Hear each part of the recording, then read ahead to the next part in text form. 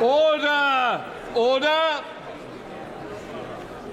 Before we come to the statement by the Chancellor of the Exchequer, I would like to point out that a British Sign Language interpretation of proceedings is available to watch on Parliament Live TV. I now call the Chancellor of the Exchequer to make a statement. Chancellor. Thank you, Mr. Speaker. And, Mr. Speaker, let me start directly with the issue most worrying the British people today, the cost of energy. People will have seen the horrors of Putin's illegal invasion of Ukraine. They will have heard reports that their already expensive energy bills could reach as high as £6,500 next year. Mr. Speaker, we were never going to let this happen.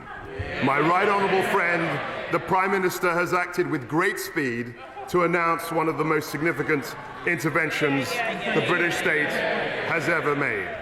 People need to know that help is coming, and help is indeed coming. We're taking 3 steps to support families and businesses with the cost of energy. Firstly, to help households, the energy price guarantee will limit the unit price that consumers pay for electricity and gas. This means that for the next 2 years, the typical annual household bill will be £2,500. For a typical household, that is a saving of at least £1,000 a year based on current prices. We are continuing our existing plans to give all households £400 off bills this winter. So taken together, Mr. Speaker, we are cutting everyone's energy bills by an expected £1,400 this year, and millions of the most vulnerable households will receive additional payments, taking their total savings this year to £2,200. Secondly, as well as helping people, we need to support the businesses who employ them. The Energy Bill Relief Scheme will reduce wholesale gas and electricity prices for all UK businesses, charities and the public sector, such as schools and hospitals. This will provide a price guarantee equivalent to the one provided for households for all businesses across the country. Thirdly, energy prices are extremely volatile, rising and falling erratically every hour. This creates real risks to energy firms who are otherwise viable businesses. Those firms help supply the essential energy needed by households and businesses. So to support the market, we are announcing the Energy Markets Financing Scheme. Delivered with the Bank of England, this scheme will provide a 100% guarantee for commercial banks to offer emergency liquidity to energy traders. Mr. Speaker, the consensus amongst independent forecasters is that the government's energy plan will reduce peak inflation by around 5 percentage points. It will reduce the cost of servicing index-linked government debt and lower wider cost of living pressures.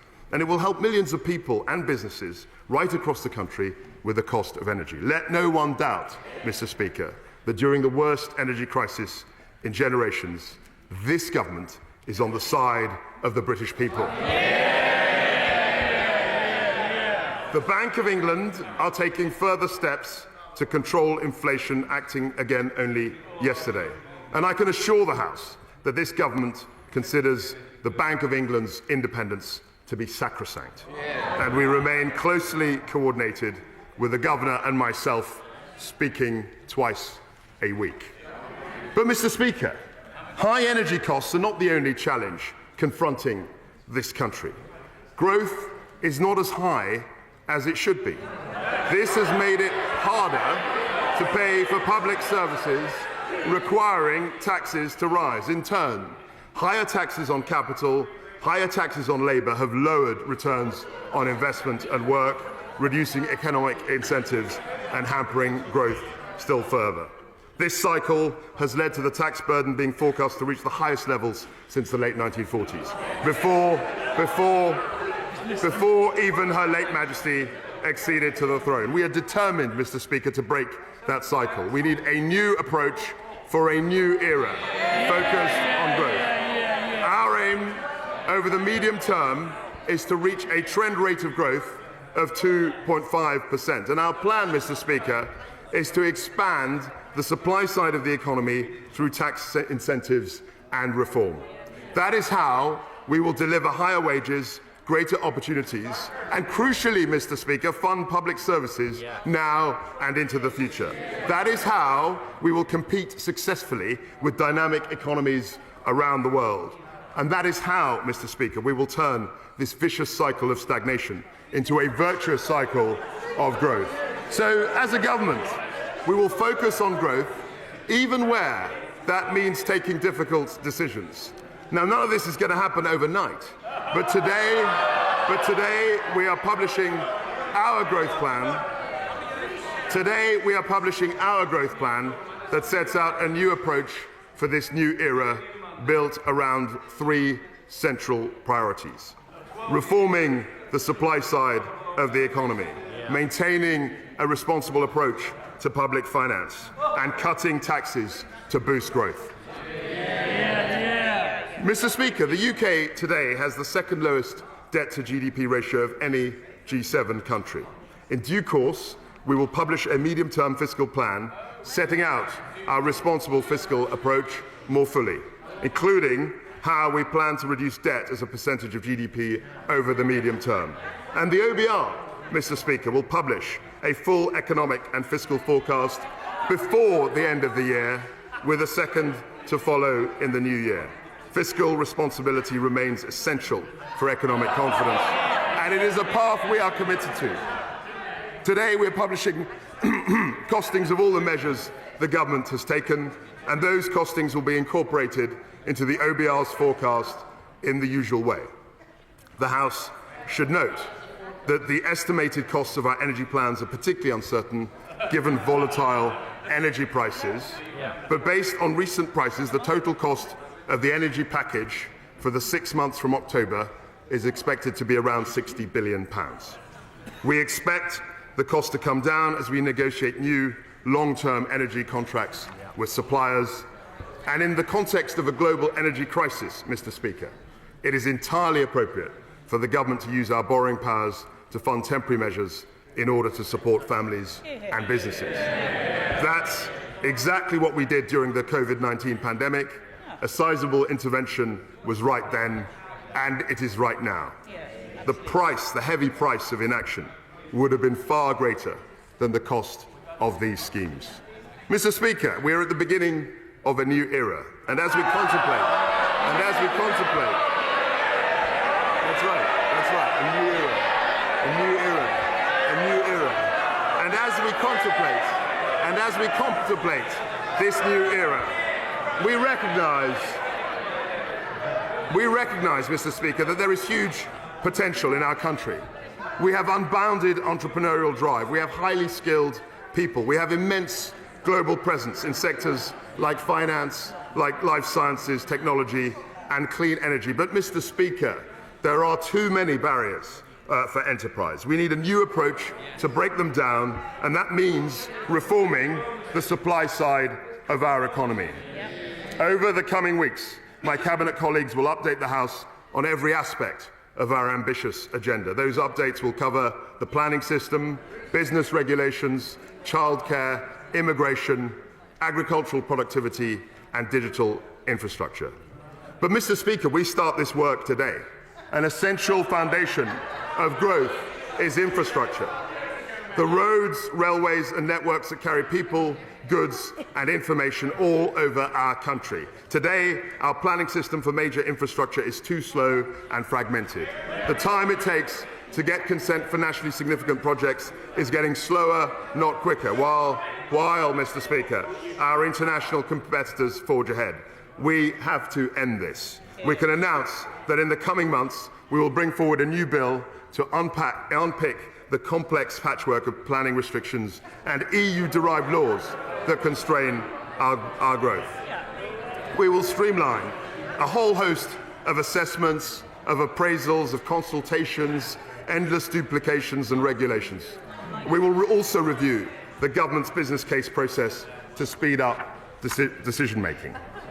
And today, we are publishing a list of infrastructure projects that will be prioritised for acceleration in sectors like transport, energy and telecoms. And to increase housing supply and enable forthcoming planning reforms, we will also increase the disposal of surplus government land to build new homes. Mr. Speaker, we are getting out of the way to get Britain building.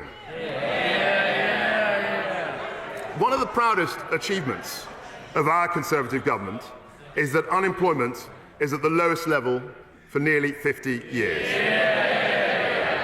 But with more vacancies than unemployed people to fill them, we need to encourage people to join the labour market. We will make work pay by reducing people's benefits if they don't fulfil their job search commitments. We will provide extra support for unemployed over 50s and will ask around 120,000 more people on universal credit to take active steps to seek more and better paid work or face having their benefits reduced. Mr. Speaker, at such a critical time for our economy, it is simply unacceptable that strike action is disrupting so many lives. Other European countries have minimum service levels to stop militant trade unions closing down transport networks during strikes. So we will do the same, and we will go further. We will legislate to require unions to put pay offers to a member vote to ensure that strikes can only be called once negotiations have genuinely broken down. And of course, Mr. Speaker, to drive growth, we need new sources of capital investment. To this end, I can announce that we will accelerate reforms to the pension charge cap so that it will no longer apply to well-designed performance fees. This will unlock pension fund investments into UK assets and innovative high-growth businesses. It will benefit, Mr. Speaker, savers and increase growth. And we will provide up to £500 million to support new innovative funds and attract billions of additional pounds into UK science and technology scale-ups. Now, Mr. Speaker, this brings me to the cap on bankers' bonuses. A strong UK economy has always depended on a strong financial services sector. We need global banks to create jobs here, invest here, and pay taxes here in London, not in Paris, not in Frankfurt, and not in New York. All the bonus cap did was to push up the basic salaries of bankers or drive activity outside Europe. It never capped total remuneration. So let's not sit here and pretend otherwise. It didn't cap total remuneration. So as a consequence of this, Mr. Speaker, we are going to get rid of it. And to reaffirm, we're going to get rid of it. And to reaffirm,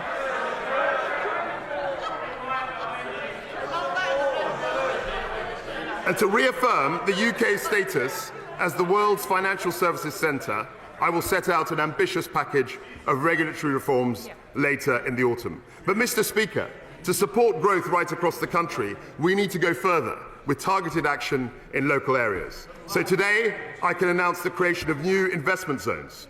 We will liberalise planning rules in specified agreed sites, releasing land and accelerating development. And, Mr. Speaker, we will cut taxes. For businesses in designated tax sites for 10 years, there will be accelerated tax reliefs for structures and buildings and 100% tax relief on qualifying investments in plants and machinery. On purchases of land and buildings for commercial or new residential development, there will be no stamp duty to pay whatsoever. On newly occupied business premises, there will be no business rates to pay whatsoever. And if a business hires a new employee in the tax site, then on the first £50,000 they earn, the employer will pay no national insurance whatsoever. That is an unprecedented set of tax incentives for business, Mr. Speaker, to invest, to build, and to create jobs right across the country.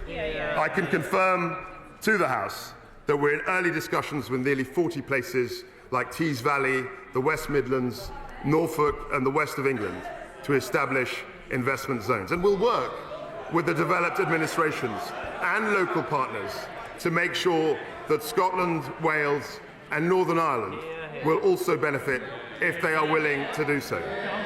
If we really want to level up, Mr. Speaker,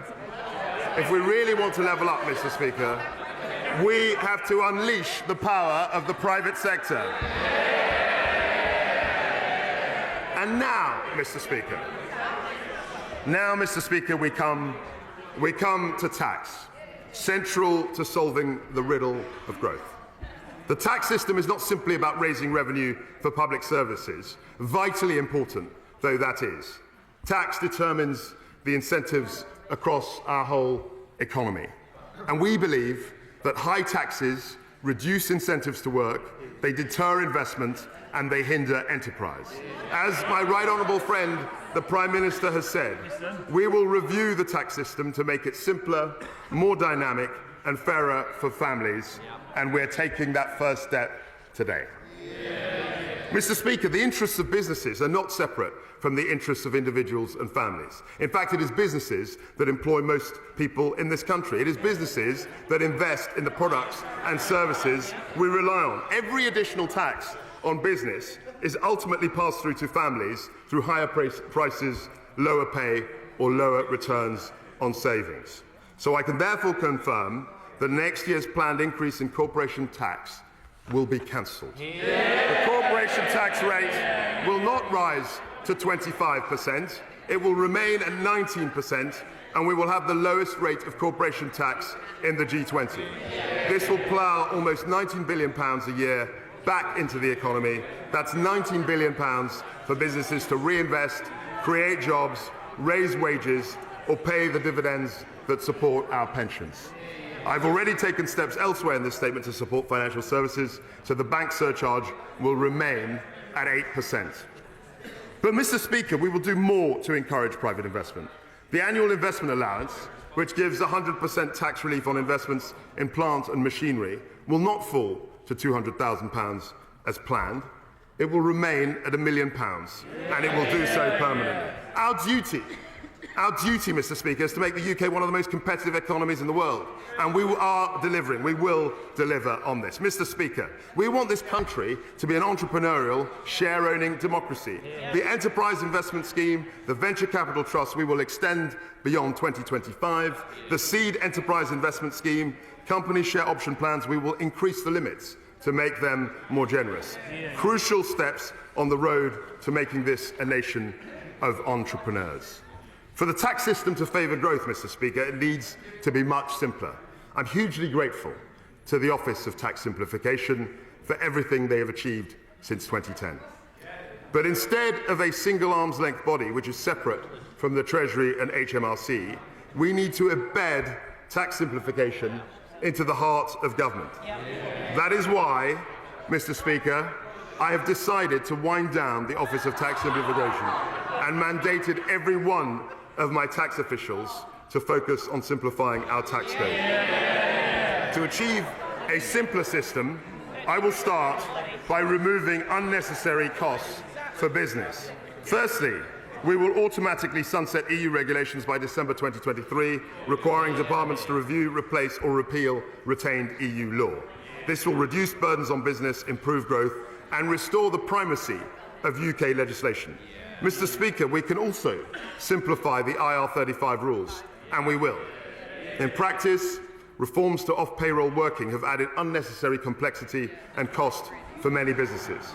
So, as promised by my right honourable friend, the Prime Minister, we will repeal the 2017 and 2021 reforms.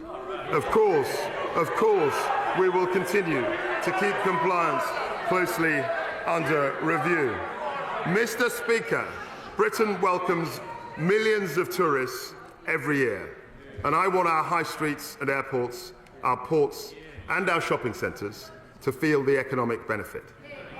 So we have decided to introduce VAT-free shopping for overseas visitors. We will replace the old paper-based system with a modern digital one, and this will be in place as soon as possible. This is a priority for our great British retailers, so it is our priority too. Our drive to modernise also extends to alcohol duties. I have listened to industry concerns about the ongoing reforms. I will therefore introduce an 18-month transitional measure for wine duty. I will also extend draft relief to cover smaller kegs of 20 litres and above to help smaller breweries. And at this difficult time, we are not going to let alcohol duty rates rise in line with RPI. So I can announce that the planned increases in the duty rates for beer, for cider, for wine, and for spirits will all be cancelled. Now, Mr. Speaker, we come to the question of personal taxation.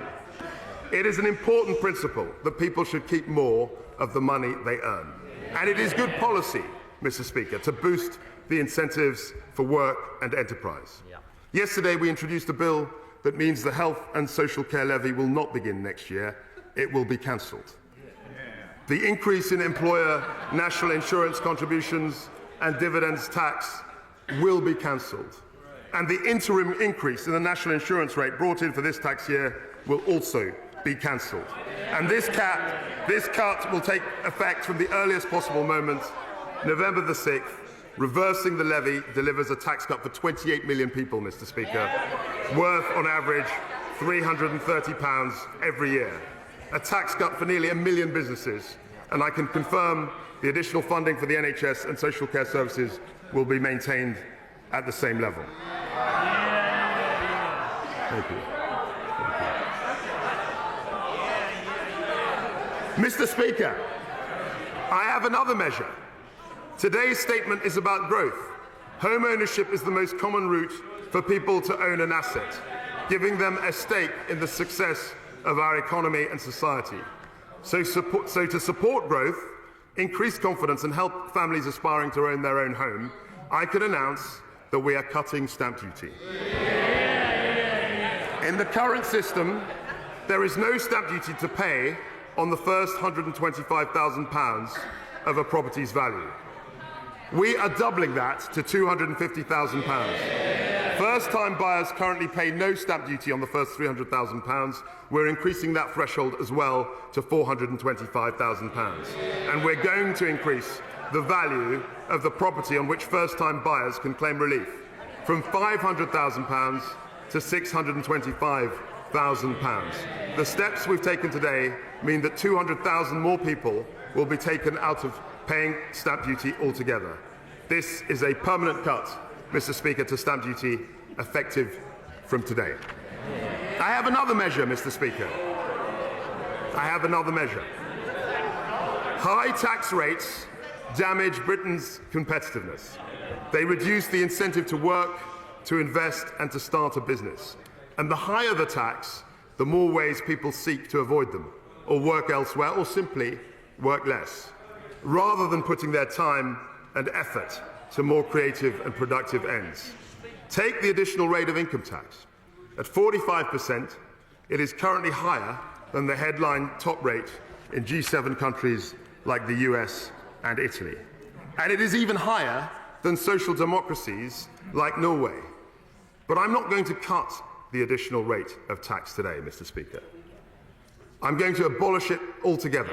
From April the 23rd, we will have a single higher rate of income tax of 40%. This will simplify the tax system and make Britain more competitive. It will reward enterprise and work. It will incentivise growth. It will benefit the whole economy and the whole country. And Mr. Speaker,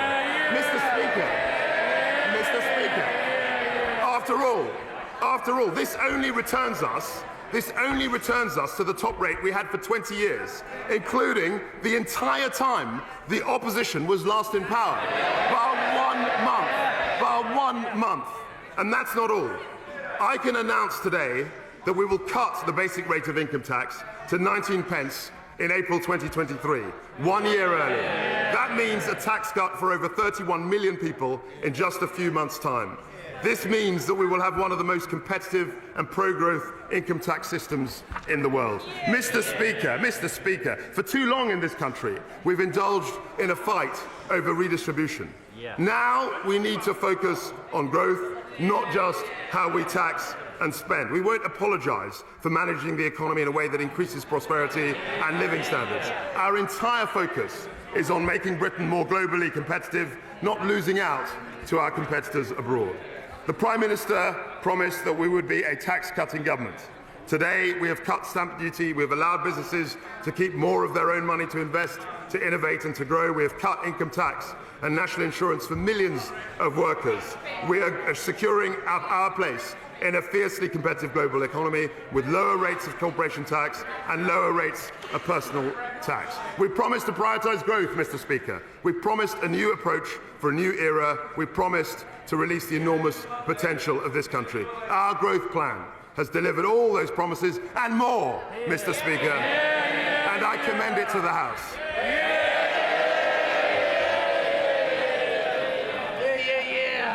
Order, order. Before I call the Shadow Chancellor, I inform the Honourable and Right Honourable members that at the end of questions on the statement, I will call the Chancellor of the Exchequer to move a provisional collection of taxes motion. Copies of the motion are being made available in the vote office. I now call the Shadow Chancellor of the Exchequer, Rachel Reeves. Thank you, Mr. Speaker. I would like to welcome the Right Honourable Gentleman to his place. Can I thank the Chancellor on his comprehensive demolition of the record of the last 12 years. Their record, their failure, their vicious circle of stagnation. The Chancellor has confirmed that the costs of the energy price cap will be funded by borrowing, leaving the eye-watering windfall profits of the energy giants untaxed. The oil and gas producers will be toasting the Chancellor in the boardrooms as we speak, while working people are left to pick up the bill. Borrowing higher than it needs to be, just as interest rates rise. And yet the Chancellor refuses to allow independent economic forecasts to be published, which would show the impact of this borrowing on our public finances, on growth and on inflation. It is a budget without figures, a menu without prices. Speaker, what has the Chancellor got to hide? This statement is an admission of 12 years of economic failure. And now here we are, one last throw of the dice, one last claim that these ministers will be different. For all the chopping and changing, all the chaos and confusion, there has been one person there throughout, the Prime Minister. She's been a minister for a decade and defended every single economic decision. So when the Prime Minister says she wants to break free from the past, what she really means to say is that she wants to break free from her own failed record. Because where have the last 12 years left us? Lower growth, lower investment, lower productivity, and today we learn that we have the lowest consumer confidence since records began. The only things that are going up are inflation, interest rates, and bankers' bonuses. And borrowing. As the Tories become more and more detached from reality, millions of people, millions of our constituents, are lying awake at night, worried about how they're going to make ends meet. Labour won the argument that action on energy bills was necessary. But the question is, who pays? The energy producers who have profited so much from the rises in prices should make a contribution. But when the country asked who should fit the bill for their energy rescue package, the Conservatives responded, you, the British people.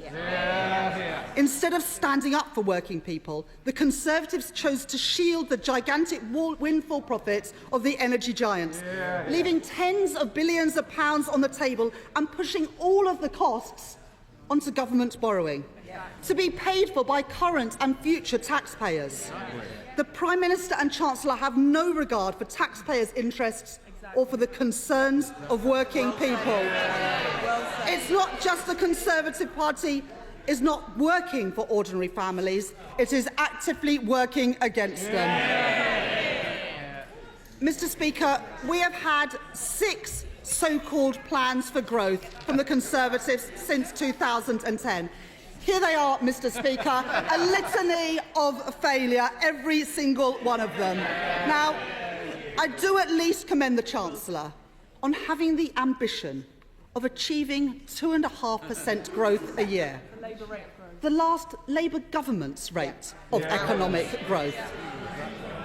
But to achieve that sort of growth, and for that sort of growth to be sustainable, you need a credible plan. And the truth is that this government does not have one. The Prime Minister and Chancellor are like two desperate gamblers in a casino chasing a losing run. The argument peddled by the Chancellor today isn't a great new idea or a game changer, as the Minister said, as much as he'd like us to think so.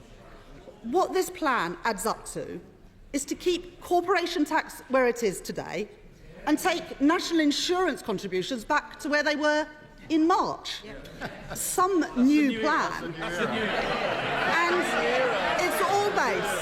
it's all based on an outdated ideology that says if we simply reward those who are already wealthy, the whole of society will benefit. They've decided to replace levelling up with trickle down. As President Biden said this week, he is sick and tired of trickle-down economics. And he is right to be. It is discredited, it is inadequate, and it will not unleash the wave of investment that we need. Mr. Speaker, it is not just those on this side of the House who have these concerns. The Right Honourable Member for Surrey Heath described the Prime Minister's economic plans as taking a holiday from reality. The Right Honourable Member for Richmond, that was 2 Chancellors ago, was perhaps too honest with his party. He said, "We have tried having a low corporation tax as a means of getting business to invest, but that it has not worked." Now, the new Chancellor and the new Prime Minister used to agree with that. Indeed, they voted for it. Labour supported it too. Members opposite might have changed their minds, but we have not. Because the evidence shows that low rates of corporation tax are not the best way to boost investment and productivity. And the Tories' own record shows that. Britain has the lowest headline rate of corporation tax in the G7, but we also have the lowest rate of business investment in the G7. That's why Labour would do what businesses are actually asking for, using targeted investment allowances to boost productivity and growth, and scrapping outdated and unfair business rates that harm our high streets and small businesses, replacing them with a system that's fit for the 21st century. And what about their other policies? Let's take the so-called investment zones. Again, these are nothing new. Every time they were tried, all they have achieved was moving growth around the country, not creating it. The best way out of the high-tax, low-growth spiral that the Conservatives have created is to get the economy firing on all cylinders in all parts of the country. It's going to take much more than a stamp duty cut to get our country back on track, and home ownership back to the levels last seen under a Labour government. Now, these stamp duty changes have been tried before. Last time the government did it, a third of the people who benefited were buying a second home, a third home, or a buy-to-let property. Is that really the best use of taxpayers' money when borrowing and debt are already so high? And can the Chancellor confirm today how much of this stamp duty cut will go to those purchasing multiple properties? Instead of stamp duties going up and down like a yo-yo, we need to get building. We need to target support at first-time buyers and tackle the issue of homes being sold to overseas investors. The Chancellor has made clear who his priorities are today. Not a plan for growth, a plan to reward the already wealthy, a return to the trickle-down of the past, back to the future, not a brave new era. The Chancellor and Prime Minister proclaimed in Britannia Unchained that the British are amongst the worst idlers in the world. And to prove that they mean it, instead of supporting working people, this government is cutting their rights at work. Working people are the backbone of Britain and they should be respected, not sneered at. Labour will always stand up for their rights. Mr. Speaker, the Chancellor has in effect today admitted he has broken his own fiscal rules. This is now the 10th time that the Tories have broken their own fiscal rules, something I'm sure that the Office for Budget Responsibility would have confirmed if they had been allowed to publish their forecasts today. Mr. Speaker, it is unprecedented to have a fiscal statement of this scale with no independent forecasts from the Office for Budget Responsibility. Never has a government borrowed so much and explained so little. Economic institutions matter, yet this government has undermined the Bank of England, sacked the respected Permanent Secretary at the Treasury and silenced the Office for Budget Responsibility. This is no way to build confidence. This is no way to build economic growth. Mr. Speaker, Labour believes in wealth creation. We will always support enterprise, creativity and hard work. We want British business to grow, to be successful and to contribute to our country's prosperity. What we don't believe, as the Chancellor and Prime Minister do, is that British workers are idlers. We understand that it is the workers who turn up every day to make a great product at a factory or deliver a great service in the store who generate growth. It is the teachers giving the young people the skills they need, the doctors and nurses keeping people well, the entrepreneur taking a personal risk to start a new business. These are the people who generate growth and they all deserve to share in it too.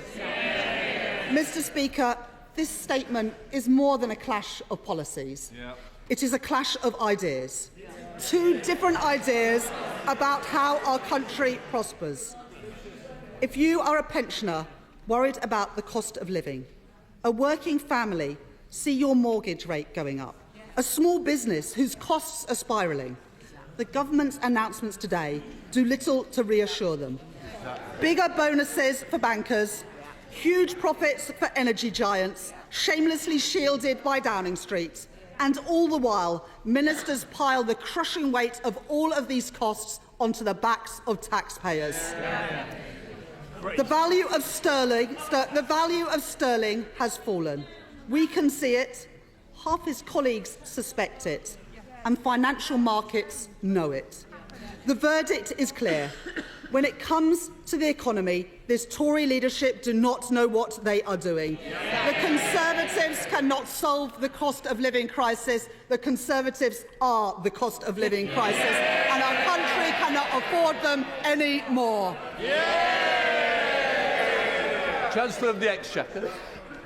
Thank you, Mr. Speaker. I was very interested to hear the Right Honourable Lady's defence, and I was very curiously affected when she said that Labour believes in wealth creation. That was the biggest fantasy I've ever heard. You cannot grow, Mr. Speaker, the economy if you keep taxing families. You cannot grow the economy. You cannot grow the economy if you see business as the enemy. We have to reiterate very clearly to our friends on the opposite benches that you cannot tax your way to prosperity. You cannot help workers by increasing their taxes. And far from denigrating British workers, what our measures have done,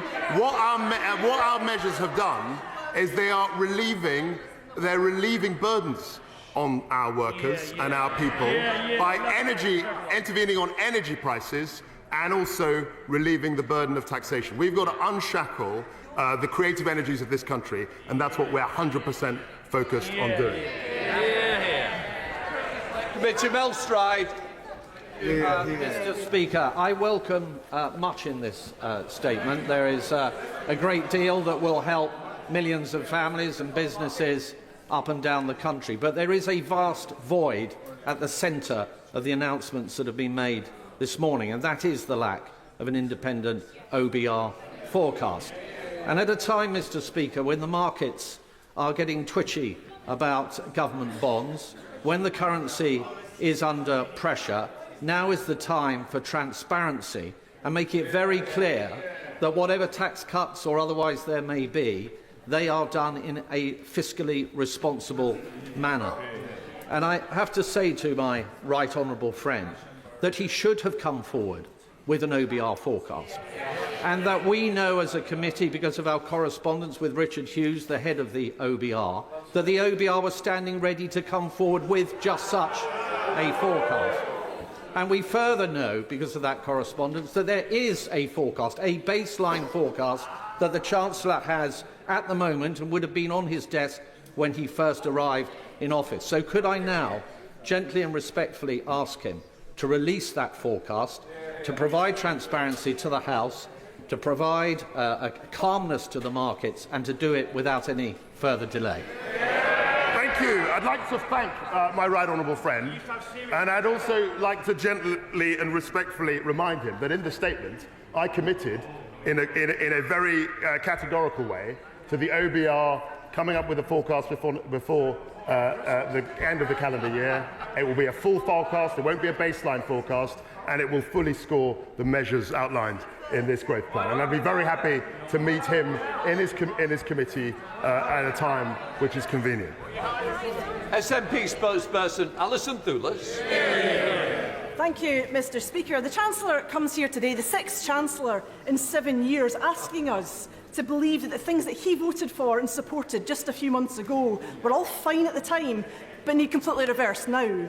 A new era, but they've been in government for 12 years. He stretches credibility beyond breaking point, saying that tax cuts for the rich, whopping bonuses for the bankers and low corporation tax for companies will somehow refloat, magically, Britain's sinking economy. He has no evidence, and this is no plan for growth. It is budget measures with no OBR assessment, ducking scrutiny time and time again. It is a plan, Mr. Speaker, for recession, for debt on an unsustainable trajectory and almost inevitable public sector cuts to come. Actively choosing to permanently cut taxes and spend eye-watering sums to patch up a failed energy market while inflation soars, interest rates are hiked and recession looms will not create growth, it will create economic chaos.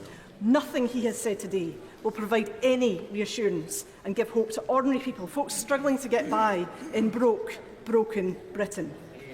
Families unable to put food on the table and heat their homes, punished by the Tory benefit cap and the two-child limit. These policies are driving up child poverty, and the Chancellor should be scrapping them, not the bankers' bonus cap. Indebted households already struggling to pay their mortgages in debt. A stamp duty cut is not going to help, it's going to overheat that housing market even more. Mr. Speaker, disabled people and carers are terrified the electricity will run out. Pensioners are scared to turn on the heating. The energy price cap should not go up. It's already too high, and people must get more help now. Asylum seekers and people stuck on no recourse to public funds are forced to get by on a pittance, and there was nothing whatsoever for them from this Chancellor. Mr. Speaker, community organisations like Glasgow Central Mosque face additional energy bills of hundreds of thousands of pounds, which as a charity they just cannot afford. People depend on community organisations like the mosque, and they are being asked to be on the front line this winter. Even with the 6-month reprieve in energy prices, these bills will not go away. Would the Chancellor have the mosque close their elderly daycare service, or the counselling provision, the mother and toddler group, the poverty reduction work, or the vaccination centre that's been running in the community hall? These are very real choices communities are already having to make. The businesses I've been listening to over the past months are incredibly worried for the future. They were already facing severe pressure through supply chain costs, input costs, labour costs, COVID debts and Brexit woes before energy prices soared. Now they don't know how they will survive. 6 months will go by in a flash, and the question remains, what then? What then from the Chancellor? Companies can't wish away these bills. The eye-wateringly unaffordable contracts they are being forced to sign right now. What happens to those businesses who just miss the arbitrary cut-off? And what of the increase in standing charges, which we already know are disproportionately high in Scotland? Mr. Speaker, Scotland is an energy-rich country, but we don't have the power. Scotland's renewables sector is booming, but in off-gas grid rural Scotland, surrounded by the wind turbines generating clean green energy, people are having to spend an absolute fortune in heating oil. In Argyll and Bute, in Angus, the Highlands and Islands and across our rural communities, household fees increases of over 230% in the past 2 years alone. The UK Government's offer of £100 is nothing short of an insult as people turn to credit cards to fill up their fuel tanks. The Scottish Government is doing all in its power to support people through this crisis, strengthening the safety net by increasing the Scottish Child payment to £25 a week, doubling the Fuel Insecurity Fund to £20 million and freezing rents because renters are also facing pressures. We have the highest rate of the real living wage in Scotland. We've invested in tackling fuel poverty and energy efficiency, but we could do so much more with more budget and more powers. At the back of the Blue Book today, still no carbon capture and storage for the north east of Scotland, a game changer for renewables in Scotland. Where is that in the Chancellor's plans? Nowhere again. We should have growth by investing in skills, in net zero and productivity. The Chancellor's plans will not do this. Mr. Speaker, people don't freeze to death in our Nordic neighbours, and people there are not living in one of the most unequal countries in the world, and it's only getting worse. This right-wing Thatcher cosplaying shambles of a government is making choices that they will never feel the consequences of. Mr. Speaker, I beg of this Chancellor to listen to those on the edge, those who are desperately looking right now to him for a lifeline, but no one should have to beg for a decent standard of living. The people of Scotland see a Scottish Government doing their best to mitigate the worst, but stymied by the broken politics of this union and this economic madness we heard from the Chancellor today. Scotland is looking for a different path, Mr. Speaker. Scotland needs independence. What Scotland doesn't need is reheated socialism from the SNP. She mentioned energy, and I'm always staggered when people in her party mention energy, and they don't countenance nuclear power. Nuclear power is a great, clean form of energy. And while we speak about energy, she will know that we have indeed listened. We have implemented a limit to energy prices. My right honourable friend, the Prime Minister, who's no longer in her place, made the engagement within 2 days of taking office, and it's something which I'm very proud of, and we've also extended it to supporting businesses. In fairness, the spokesman for the SNP was heard in silence by members on this side. I certainly expect the answer to be heard in silence, and especially as it affects the constituencies concerned. Chancellor of the Exchequer. And I was very surprised to hear her mention energy, given the SNP's appalling record in that regard. I'm very open to her ideas, but I would very much recommend that she pursues nuclear power, which has got a great tradition in Scotland. John Benn. Mr. Speaker, I very much welcome the aspirations for growth, and all governments, all Conservative chancellors should have their minds focused on sustainable growth. I welcome the measures on EIS and SEIS which were planned. I note the economic logic behind the banker's bonus cap change. But what I would say is that in my 4.5 years as City Minister, the biggest concern that banks had was for the overall tax burden. And I would urge him to keep a focus on the global competitiveness of that. But the final point I would like to make is, in an era of grave uncertainty around inflation, there is a clear concern in the markets around the irreconcilable realities of monetary tightening at the same time as fiscal loosening. And I would welcome the Chancellor's observations and reassurance to the markets at this time. In terms of the 2 points he made, he's absolutely right to say bankers are concerned about the overall tax burden. And that's why many of the bankers in the City of London are going to Paris, because they're paying 30% tax there. That's a legitimate thing, and that's why we've reduced tax levels. With respect to monetary and fiscal policy, he will know that monetary policy is the responsibility of the bank, and monetary policy is targeted on inflation, and the fiscal policy that fiscal course that we've charted has absorbed two exogenous shocks in the form of COVID-19 and the Russian invasion of Ukraine, and it is entirely appropriate in both those circumstances to have a looser fiscal policy to steer our path through those shocks. There's entire logic to those positions. Dame Angela Riedel. Chancellor, without giving us any sign of the figures, has had a budget now, has announced what is in effect a budget with massive tax cuts, most of which go to those who are already well off. And he has asserted, Mr. Speaker, that this will lead to growth. But he must now admit that there's absolutely no evidence whatsoever that large tax cuts for the already well-off actually lead to growth. In fact, the IMF has said the opposite. In response to that, I would say that there is plenty of evidence that high tax, high regulation socialism leads to a complete disaster as far as economic outcomes are concerned. And we are doing the opposite. Andrea Lebbs. Dame Angela. Thank you, Mr. Speaker. Can I commend my right honourable friend for the incredibly broad package of support for all those who are faced with massive energy bills right now?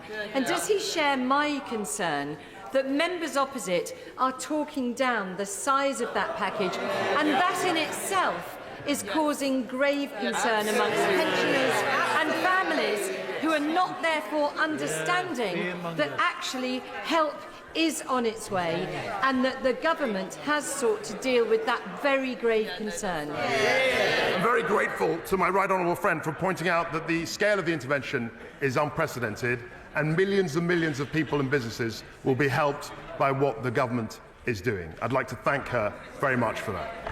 John MacDonald. The cut of the 45p rate benefits the richest 1% in our society.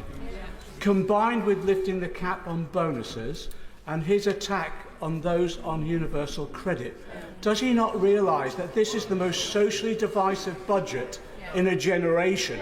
And has he not looked at history of engineered booms of this sort, which in the 1960s, the dash for growth created catastrophe in our economy, the Barber boom of the 70s created unemployment, and the Lawson boom eventually created chaos. The only benefit which each of those three engineered booms resulted in the fall of a Tory government. All I remember was the financial crisis of 2008, which his own party presided over and managed to engineer. The other point I would mention is that the 40p rate was the rate for 20 years, and it was actually the rate that adopted by his party when they were successful and they used to win elections. John Redwood. I strongly welcome the growth plan and the tax cuts that will help deliver it. And does he agree with me that there are more obstacles to be swept aside so that we can grow more of our own food, produce more of our own energy, supply more of our own goods, to raise the living standards, generate the better jobs that we all want for our constituents? As so often, my right honourable friend is 100% right. Sarah Olney.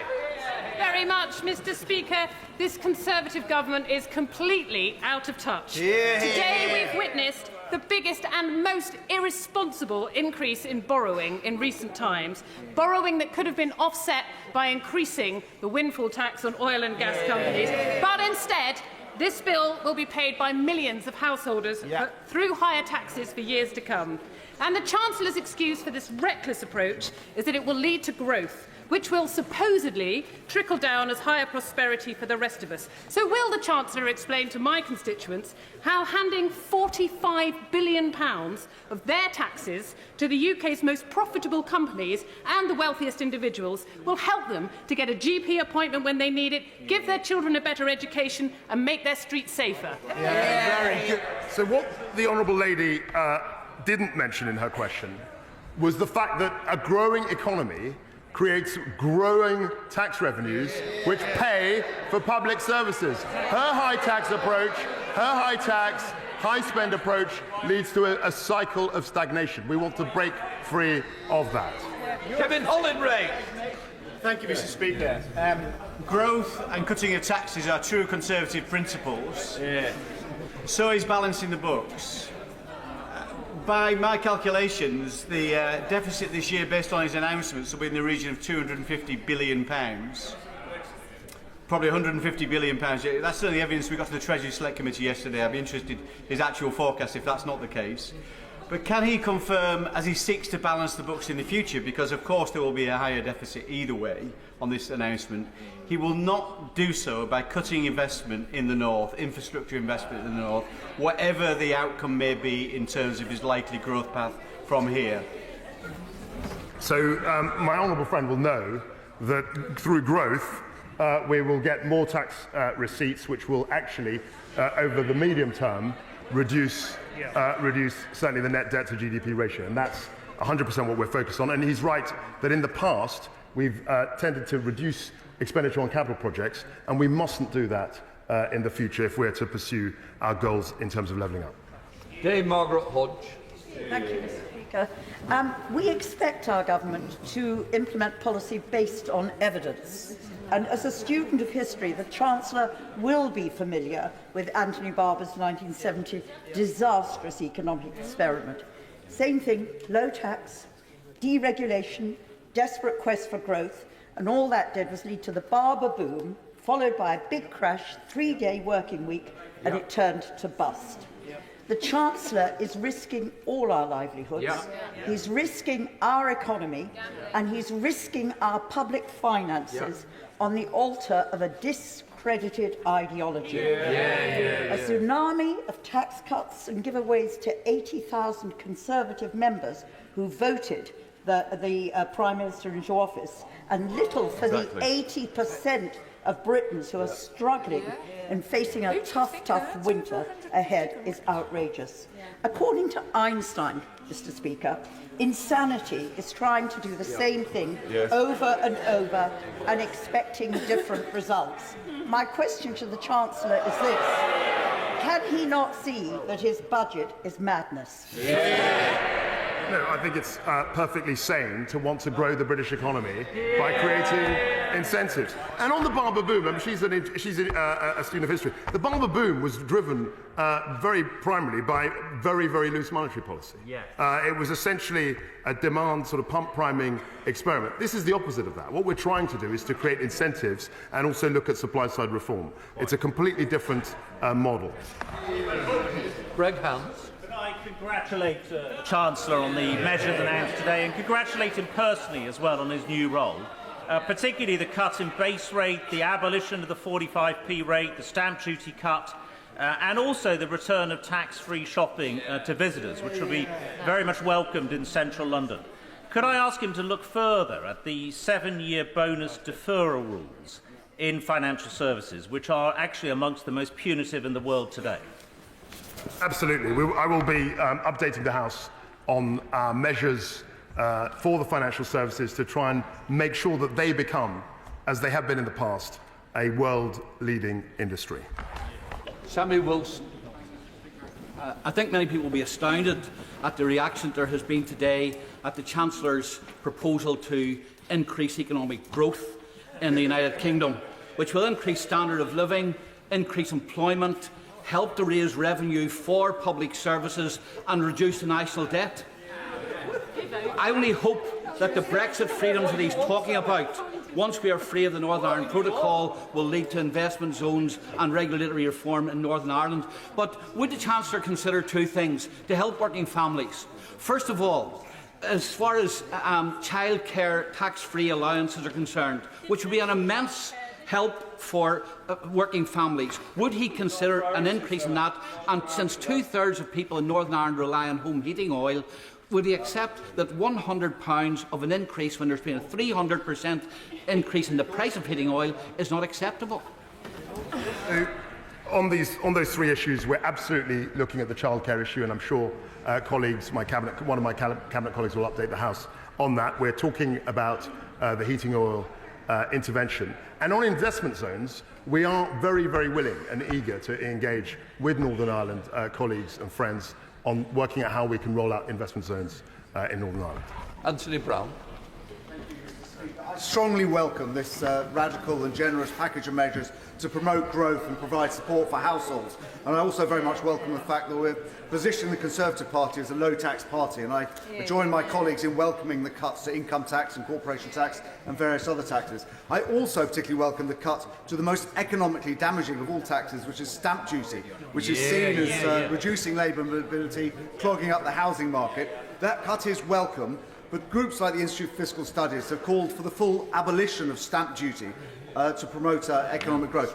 Will my right honourable friend, the Chancellor, go even further and look at further cuts to stamp duty to reduce the economic damage it causes and the damage to households? My honourable friend, whose policy prescriptions are always very interesting and very valuable. I've only been in post 2.5 weeks, but I'd be very happy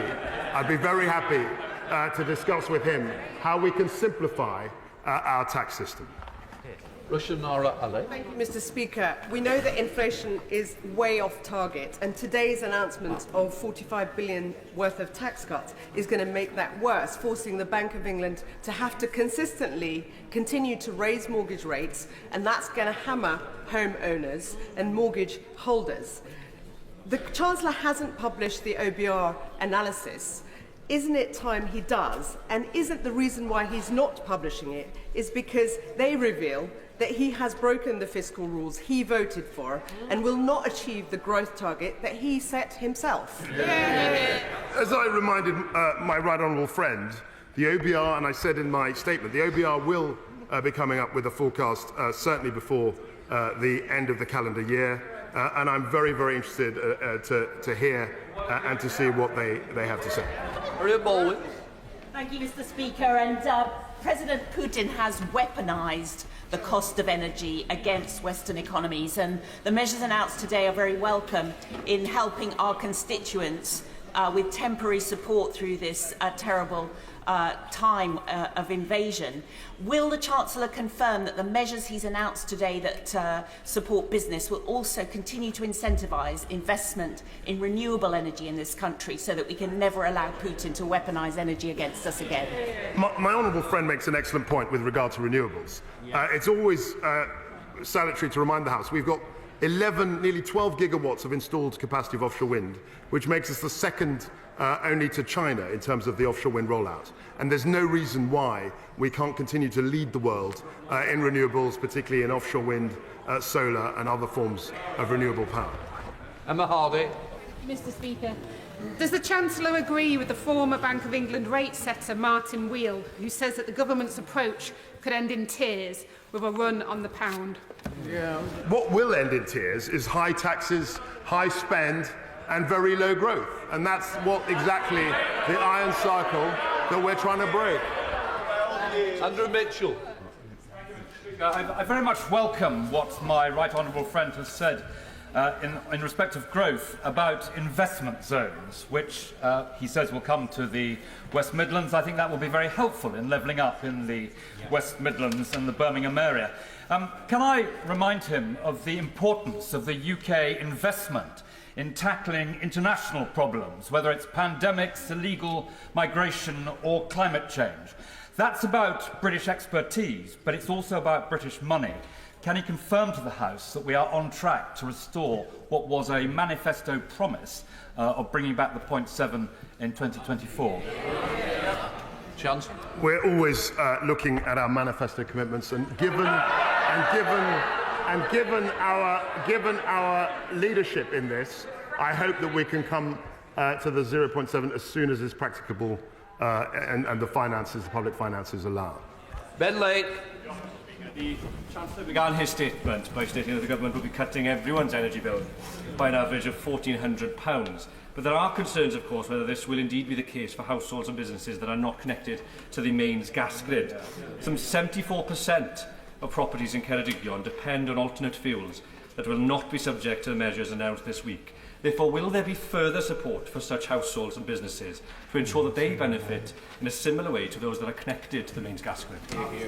Yeah, we're discussing support for off-grid properties, people who rely on heating oil and other forms of energy.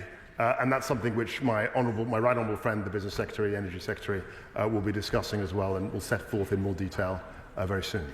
Sir Jeremy Wright. Thank you very much, Mr. Speaker. I welcome the short-term support on energy costs the government is pursuing, and I welcome too the government's focus on growth in the longer term.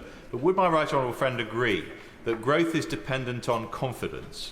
Confidence of businesses, but also confidence of households who spend on the products and services those businesses create. And would you also agree that that confidence will evaporate if people's costs on their mortgage increase further than the benefits that they gain from tax reductions? And will he do all he can to make sure that doesn't happen? I think my right honourable friend is right.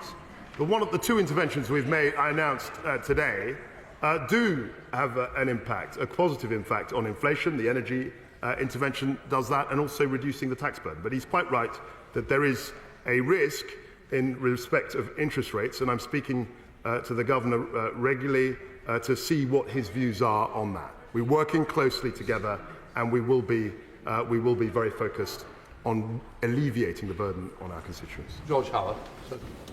The Chancellor proclaimed the end of redistribution. Well, I listened very carefully, Mr. Speaker, to the measures he announced, and it strikes me that they are redistributive measures. They redistribute away from those in the greatest need to those in the least need. How, Mr. Speaker, in that context, how does he defend spending £10 billion a year on the buy-to-let scheme, which serves only to help those who don't need it to buy houses that they don't live in, and serves no purpose whatsoever for those who end up renting them? Just in the statement on helping people, there are measures in our statement across the income scale, and we are very, very focused not on growth. So what I said was that we indulge in a fight on redistributing something which is small, which we should be trying to grow, and that's where our focus is. James Cartledge. I congratulate my right friend on his statement and his position. He knows that to increase output, he needs there to be capacity in the labour market, and that is extremely tight. He will come under huge pressure for loosening immigration rules. Can I urge him instead, as he said, to focus on the economically inactive, to ensure that they get the support? Because is it not the case that those who've been written off, yes, mild mental health, anxiety and all the rest of it, if they get the right support, it's in their interest to get back to work, and it's in the interest of their self-esteem? The friend is absolutely right. There is a huge impetus, there's a huge pool of talent that needs to be brought into the labour market, and every government, our government in particular, should be focused on trying to bring more people into the labour market. Angus Brendan McNeill. Mr. Speaker, the Chancellor is midwife to profiteering by energy companies on the public's credit card. He's done very little, as my friend from Ceredigion said, about rural and island places dependent on central heating oil. People in my constituency on electricity are having a unit rate of 33 pence, while in London it's 29.6 pence, 10% higher. The standing charge is 51 pence in my constituency, 32% in London, a staggering 60% higher. And these are figures from E.ON yesterday. This UK government is a highwayman, absolutely stealing from energy-rich Scotland. It is a disgrace. And this Chancellor should be conduct himself far more fairly than he is. This is, as has been said, something for the rich and not for the deserving. I reject that, and he will know that when I was Business, Energy and Industrial Secretary, Industrial Strategy Secretary, I was very focused on bringing the renewable pot for remote island wind. and we achieved great things working together, and I hope that we can continue that dialogue now I'm in this office. Richard Drax. Thank you, Mr. Speaker. Can I welcome our honourable friend to his place? And how refreshing to hear some Conservative policies. Weymouth is talking with officials about the idea of an investment zone. We are entirely supportive, and we very much hope we get it. But what they ask for, if we do get it, that we get the infrastructure funding to go with it, for without that, we will not attract the private investment that we need to create the prosperity and jobs. My honourable friend is absolutely right. We're trying to link the investment zones, and we will link the investment zones to infrastructure projects, because one without the other doesn't make sense. But I'd be very interested to talk to him about Weymouth and about the opportunities for investment zones in that area. Meg Hillier. Thank you, Mr. Speaker. Mr. Speaker, we've seen this Chancellor rip up fiscal responsibilities, sack the senior civil servant at the Treasury, and mortgage our children's and our country's future.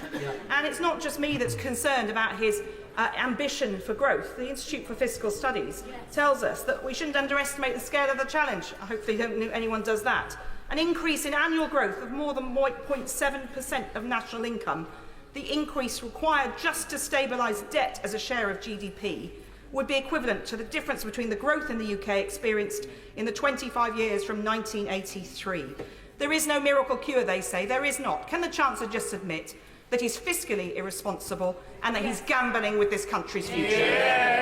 I don't admit that at all. In fact, the gamble was to do nothing. The gamble was to stick on the path that we were on and simply raise spending and raise taxes and think somehow magically we were going to get to the promised land. That was not a credible path. This is. Nikki Aikey.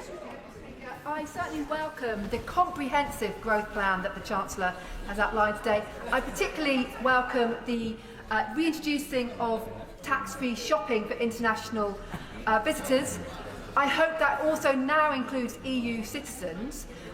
This Chancellor, this government sounds like it's very much a reforming government, and I welcome that. Can you please, my right honourable friend, please guarantee that he will consider now reforming one of the most antiquated, punitive taxes we have, business rates? A tax review to fit our tax system to the 21st century, and I'd like to pay tribute to my honourable friend and her campaign on VAT duty-free shopping, because we engaged on that when I was the business secretary, and I hope that we can actually deliver on her vision. Kenny McCaskill.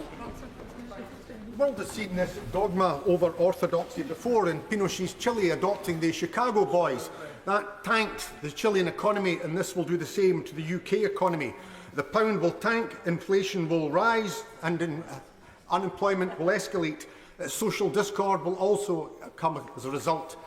The Chancellor says that tax is not simply about revenue, but about the economy. I agree. But it's also about the society that you want. And what he is doing is taking from the poor and giving to the rich. Giving to this generation and impoverishing the young and future generations. Ensuring that the UK becomes an ever more unequal society. That comes at a cost not just in unemployment, but all sorts of social issues that we saw in the 1980s. That's why Scotland demands its referendum.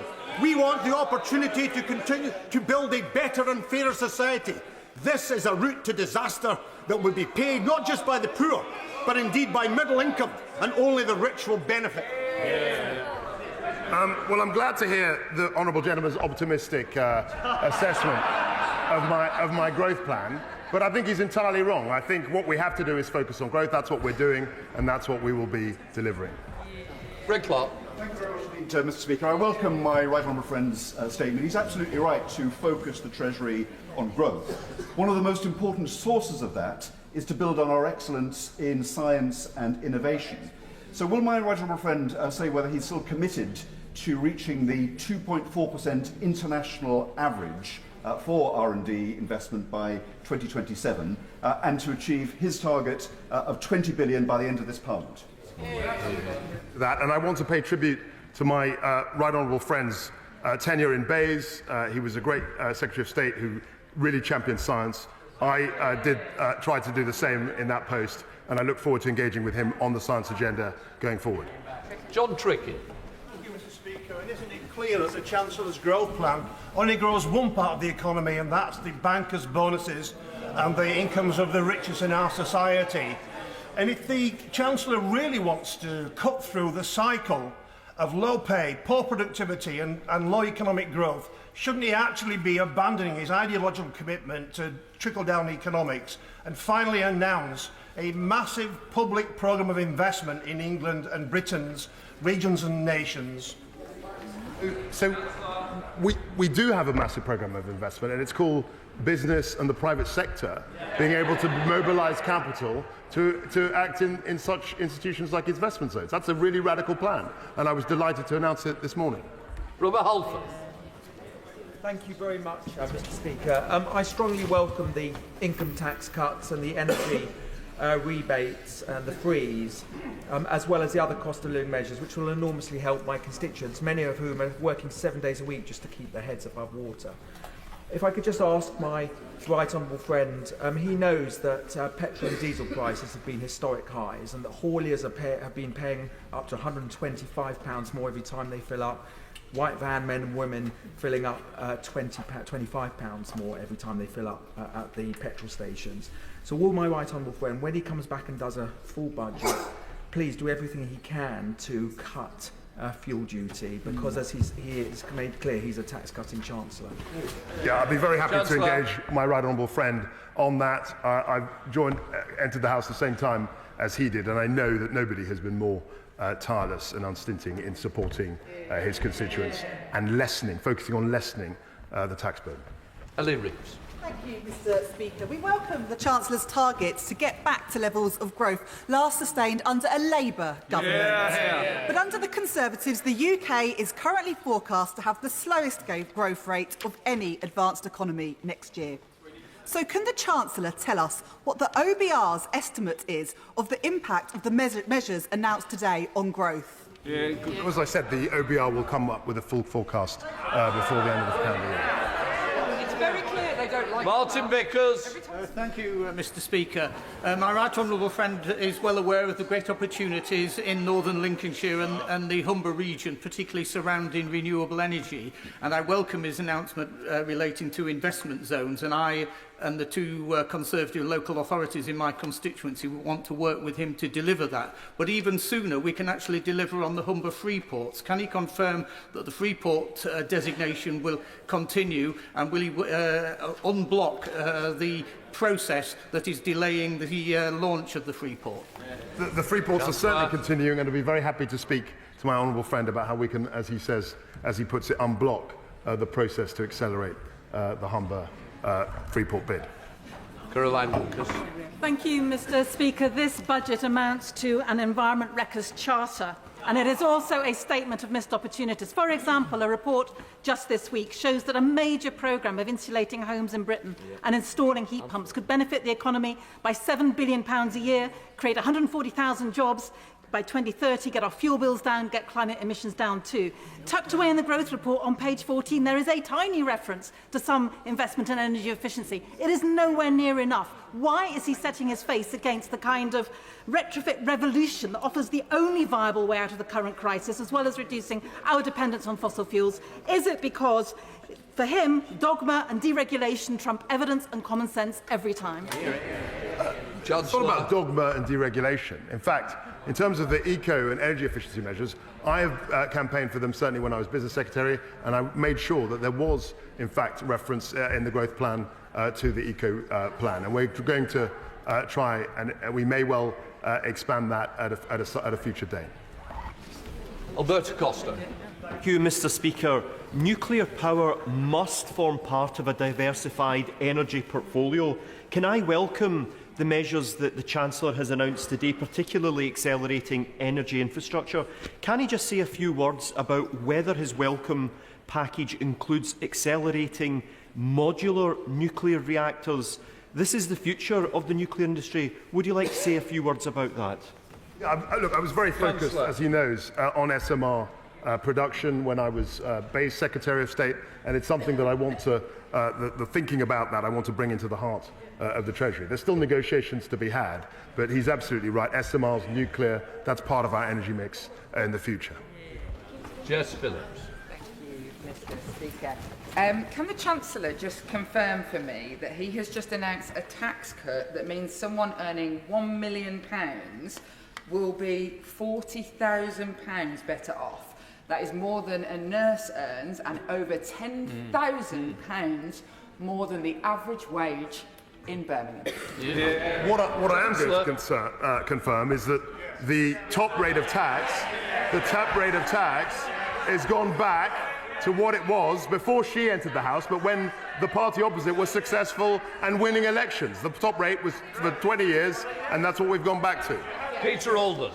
Thank you very much, Mr Speaker. In the Lowestoft and Great Yarmouth area, there is already an enterprise zone which has been very successful, though the land allocated needs to be adjusted to take advantage of the opportunities in the offshore energy and a revived fishing industry.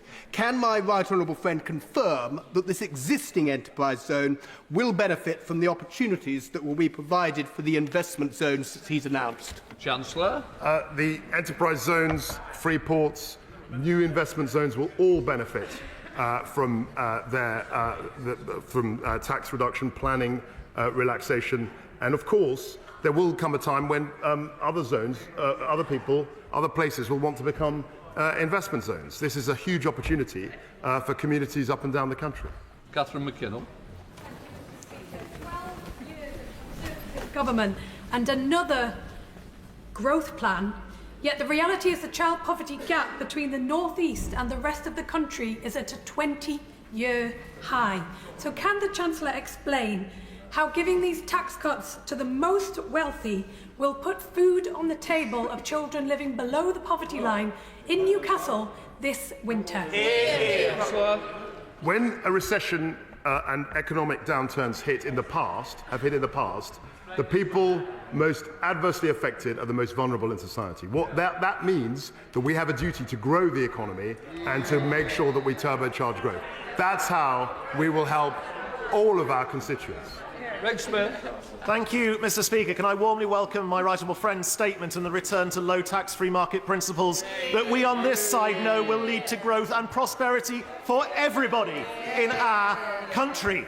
Now, we know the role that the self-employed and entrepreneurs played in growing the economy and getting us back to prosperity after the mess the party opposite made of the economy when they were last in government. So I was delighted to see the reforms to IR35 in my right honourable friend's statement. Can he confirm that with 12,000 registered self-employed in my constituency, those reforms will come quickly to give the self-employed of today, the entrepreneurs of tomorrow and the businesses that might contract their services the confidence to get on and grow? Chancellor? Absolutely, 100%. Justin Oswald.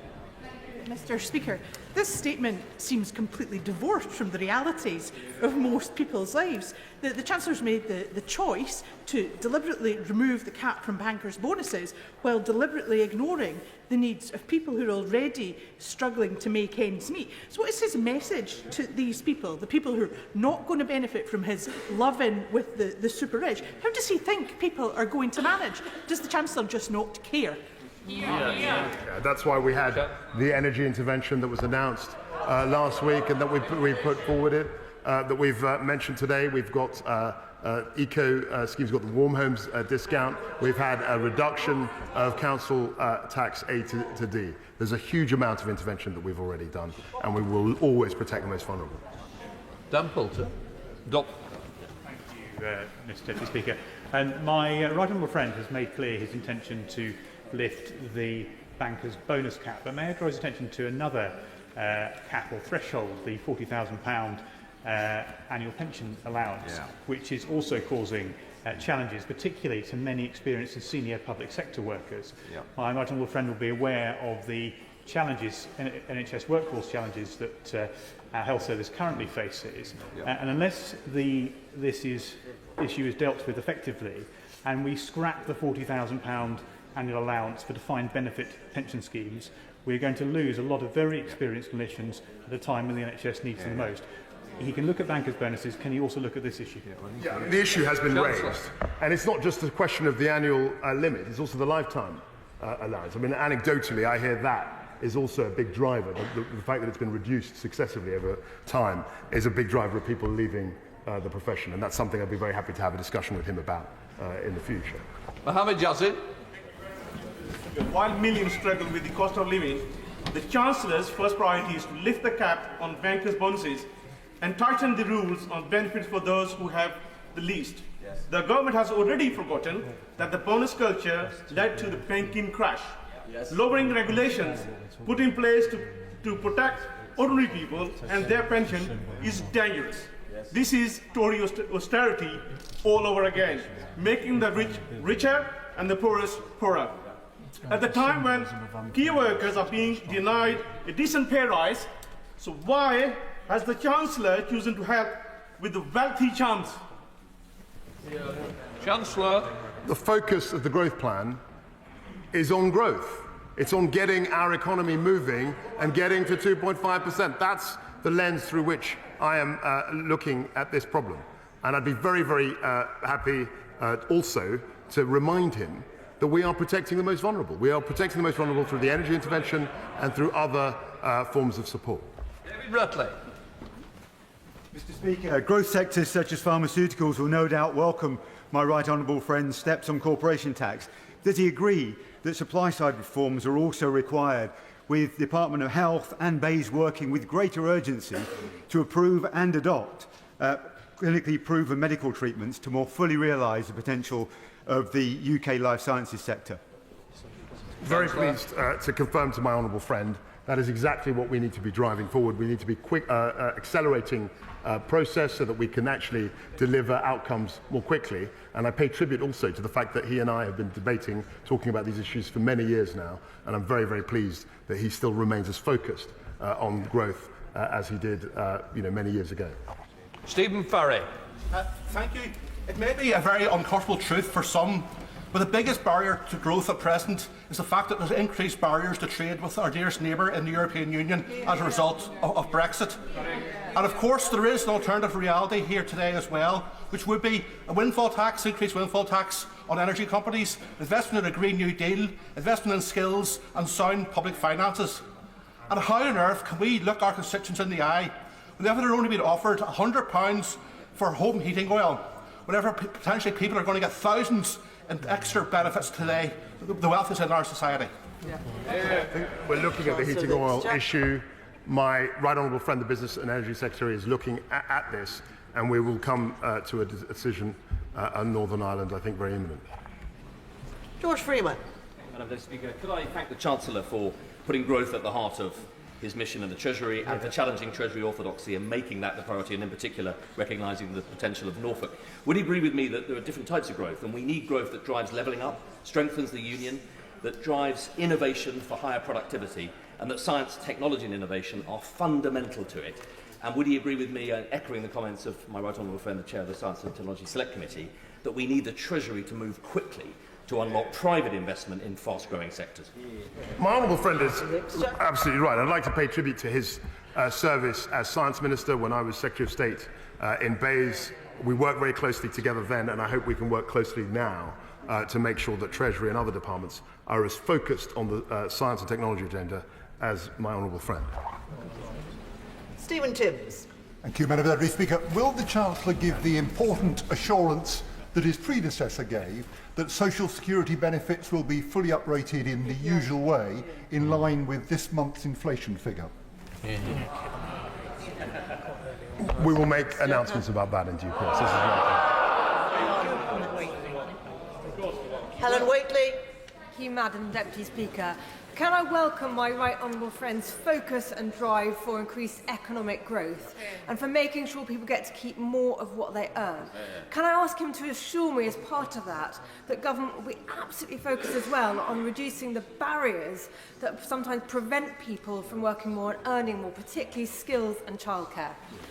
I think the childcare issue has been raised many times, and I'm looking forward to more subsequent statement from my right honourable friend, the Secretary of State for Education. That's clearly an issue which can unlock growth and also protect families so that they can go out and earn money to look after their family. I mean, that's really important. Tim Farron. Madam Deputy Speaker, surely the Chancellor understands that the cut in stamp duty will do nothing to help 99% of people who can't quite afford their own home. It will do huge amounts to incentivise people who want second, third, fourth and fifth homes in my constituency, in Cumbria and other rural parts of Britain. Does he not realise the damage that excessive second home ownership and non-permanent occupied dwellings does to communities like mine, those in Cornwall, those in Northumberland and the rest of the country? Will he listen to rural Britain and stop backing second homeowners and back our communities instead? We are backing his communities. We are backing communities by reducing taxes, by creating the potential for investment zones, by the energy intervention, whole host of measures that are backing ordinary, hard-working people. Sir Robert Neal. Thank you, Madam Deputy Speaker. I welcome much of the announcement. Can I in particular welcome the change to IR35? As the Chancellor will know, that has caused real distress and injustice to many honest, hard-working, self-employed people. I also welcome the changes to stamp duty. But will he bear in mind, as I'm sure he does as a Conservative, that we also believe in sound money and that we must keep an eye upon inflation, because we do not want the benefit of the stamp duty cut to be eroded for many homeowners by the increased mortgage costs? Absolutely, and he will understand. I mean, historically, if you look at high periods of debt, we managed to get out of that by growing our economy. That's why we've got a renewed focus on growth. What we can't do is simply tax our way to prosperity. That has never happened before. Barry Shearman. Mr. Speaker, I inform the Chancellor of the Exchequer that that was probably the most disappointing presentation I've had since I came into the House since 1979. And the fact of the matter is, what exactly is he hiding? Is he hiding the fact that what he's announced today will mean that in the future, my children, our grandchildren, will have to pay the price of what he's announced today? Isn't that the truth? We're going to put this borrowing on future generations, and that will blight the whole future of that generation. What I find extraordinary, Madam Deputy Speaker, is that people on the benches opposite stood on a platform of pure, unadulterated socialism in 2019, which was totally reckless, and had no interest in the private sector. What we're doing is putting more money into the pockets of people and businesses. That's what drives growth.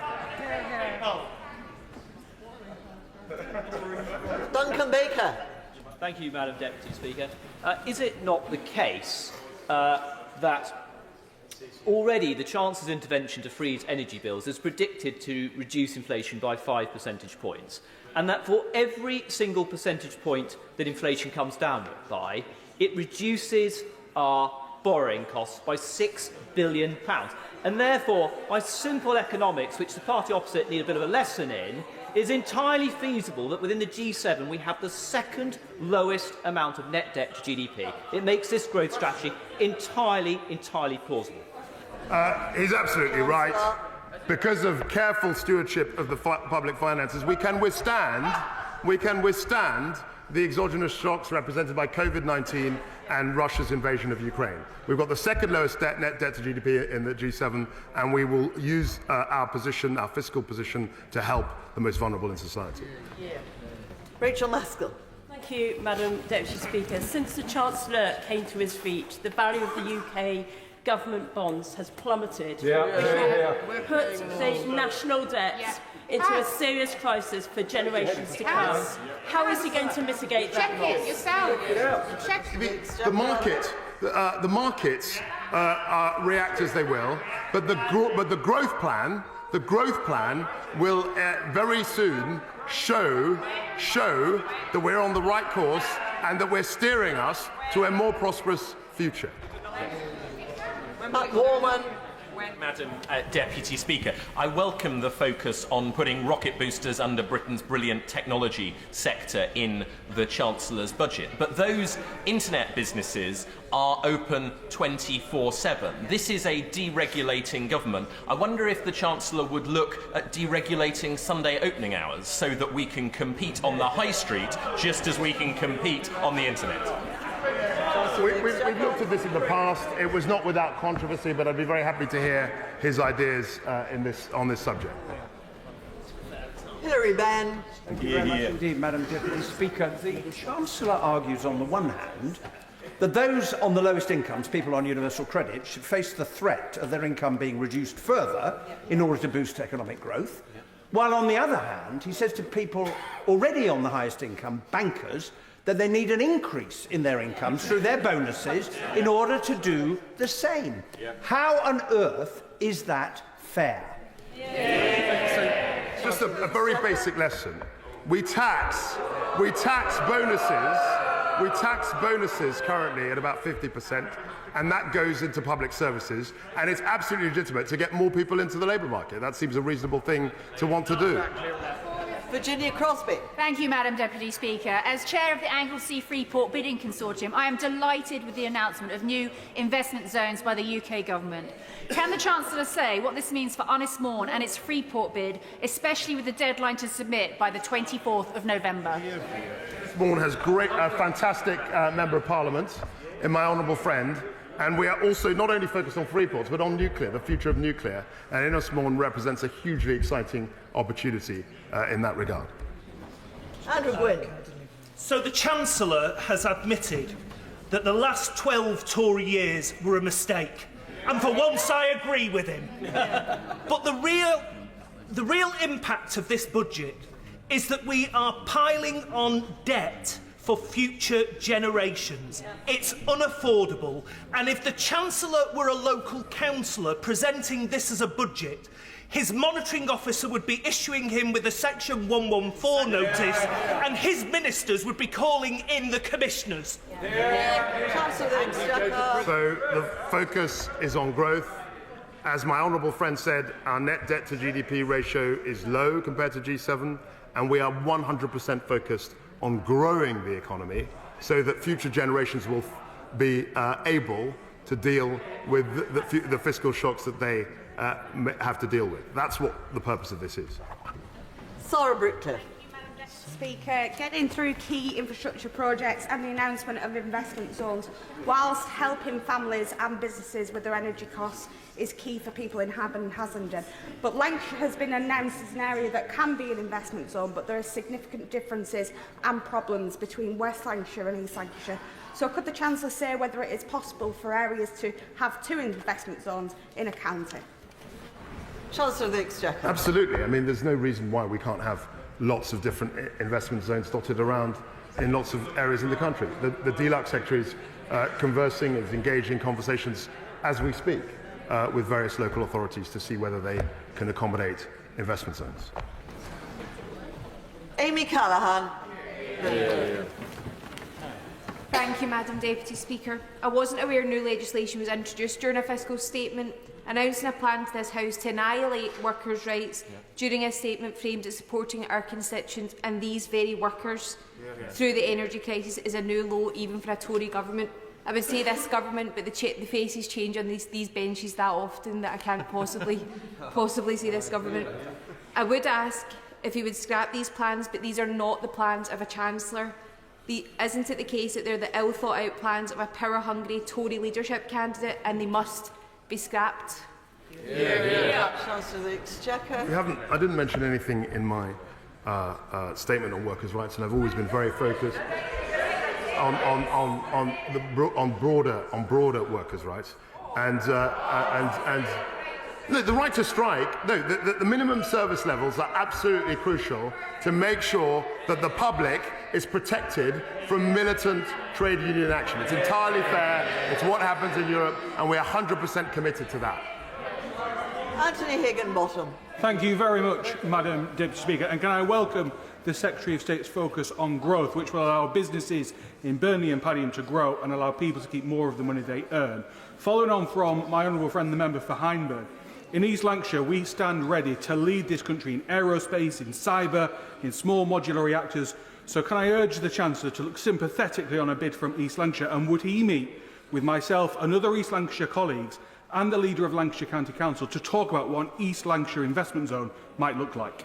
So, just to remind my honourable friend, the investment zone conversations have been very much led by the DLUC Secretary of State. I'm sure he will be engaging with the relevant councils, and I'd be very happy also to talk to my honourable friend about the opportunities that investment zones represent. Diana Johnson. Thank you, Madam Deputy Speaker. Can I just take the Chancellor back to his party's manifesto commitment around levelling up?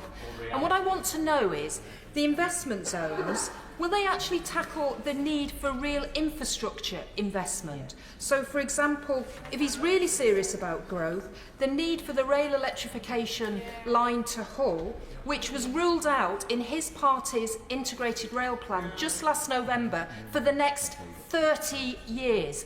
Will he look at that again if he's serious about growth? We're always looking at infrastructure projects and measuring their benefit-cost ratio.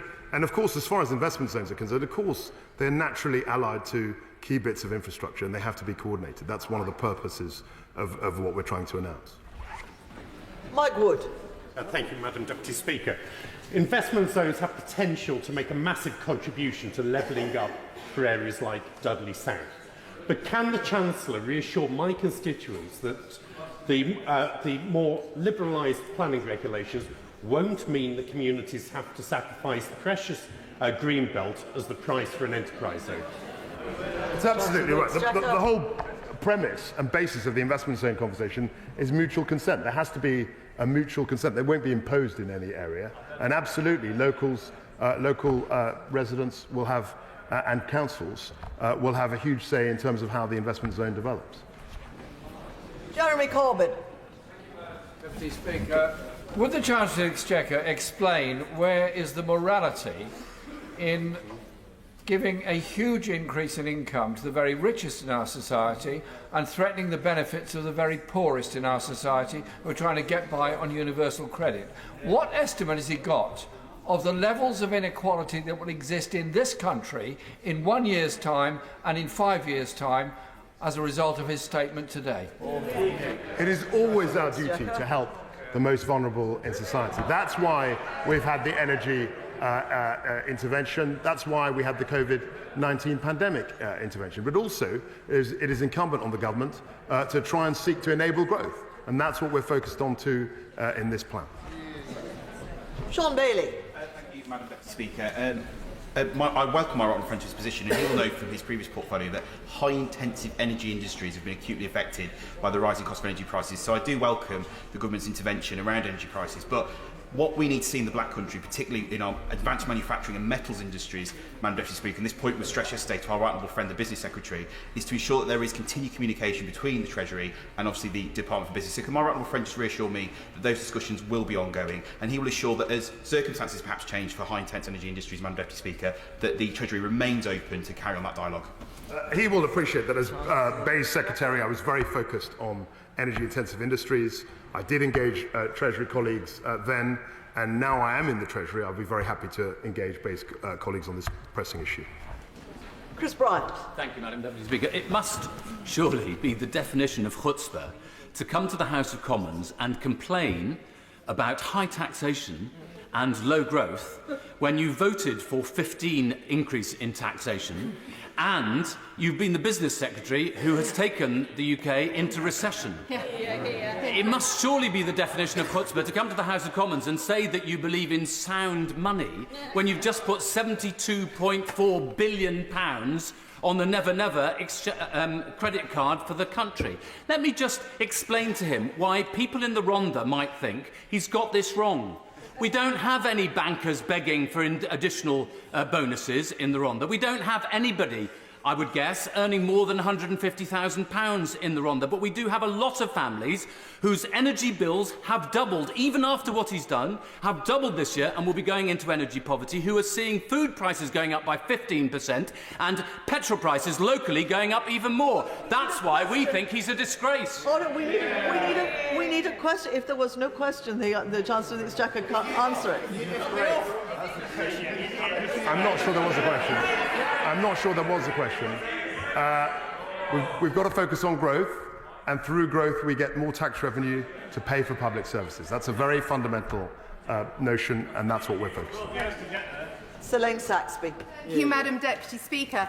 I warmly welcome my right honourable friend's focus on productivity. Will he also be using fiscal levers to tackle the productivity of housing stock in tourist locations like my North Devon constituency, which sees winter ghost villages as second homes and holiday lets sit empty, resulting in local businesses having to close and endless businesses unable to recruit their good jobs as there is nowhere to live? I'll absolutely be focused on that. I'd be very interested to hear more detail in a conversation with her to discuss what more we can do to free up the property market.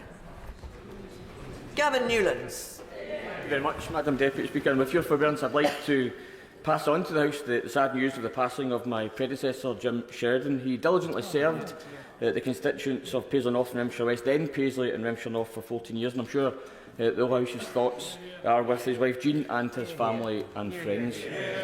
Now, Madam Deputy Speaker, Jim and I didn't agree on everything, I think it's fair to say, but I'm certain that he and I would certainly agree wholeheartedly on the Chancellor's shameful and regressive statement.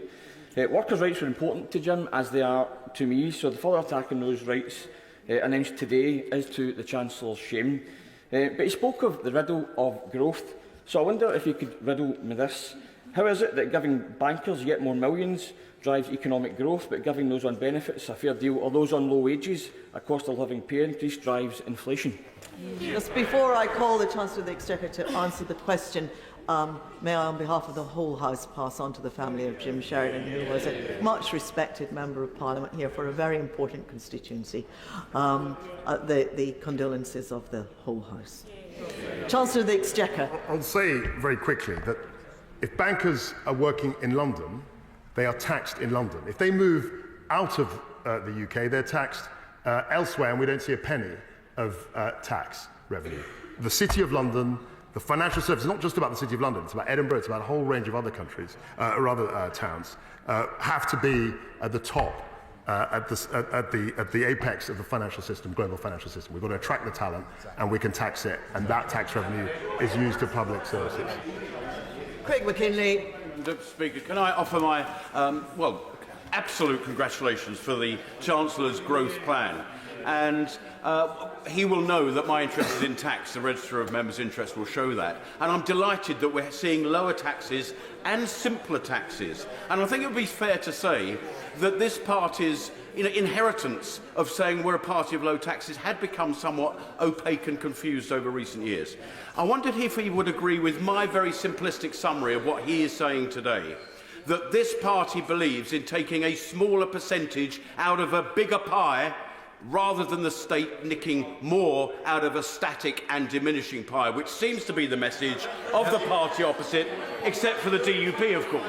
I mean, we openly repudiate a socialist vision of society. We don't believe that the state should take more and more of people's income. We think that people should keep more and more of their earnings. Nick Smith. Thank you, Madam Deputy Speaker. The Chancellor has sacked his Permanent Secretary, muzzled the Office for Budget Responsibility, and is man-marking the Governor of the Bank of England. His freewheeling ideology is crushing dissent.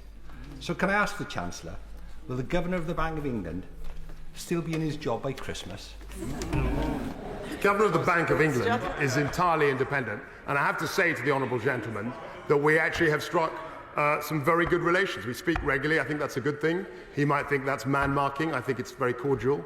And we're exchanging ideas. And that's what we intend to do. Nick Fletcher. Thank you, Madam Deputy Speaker, and I welcome my honourable friend into his place. After decades of neglect and low aspiration under local opposition control, on behalf of the whole of Doncaster, I welcome this statement. If Peel Holdings today do the right thing, we will have saved our airport, and with low taxes at airports, an investment zone and a grant from BEIS for the Advanced Manufacturing Research Centre, Aspiration Doncaster can be achieved and levelling up will be delivered. So will the honourable member please meet with me and look at all the opportunities that are available from this statement for the people of Doncaster? I'd be very happy to meet with my honourable friend and discuss the opportunities represented by investment zones and other of our policies. Matt Rodder. Thank you, Madam Deputy Speaker. The Chancellor has clearly put the interests of large energy firms ahead of those of families and small businesses. Isn't that why he's unwilling to publish the OBR's report?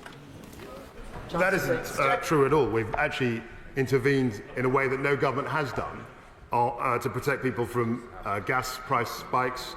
We've also focused on expanding supply.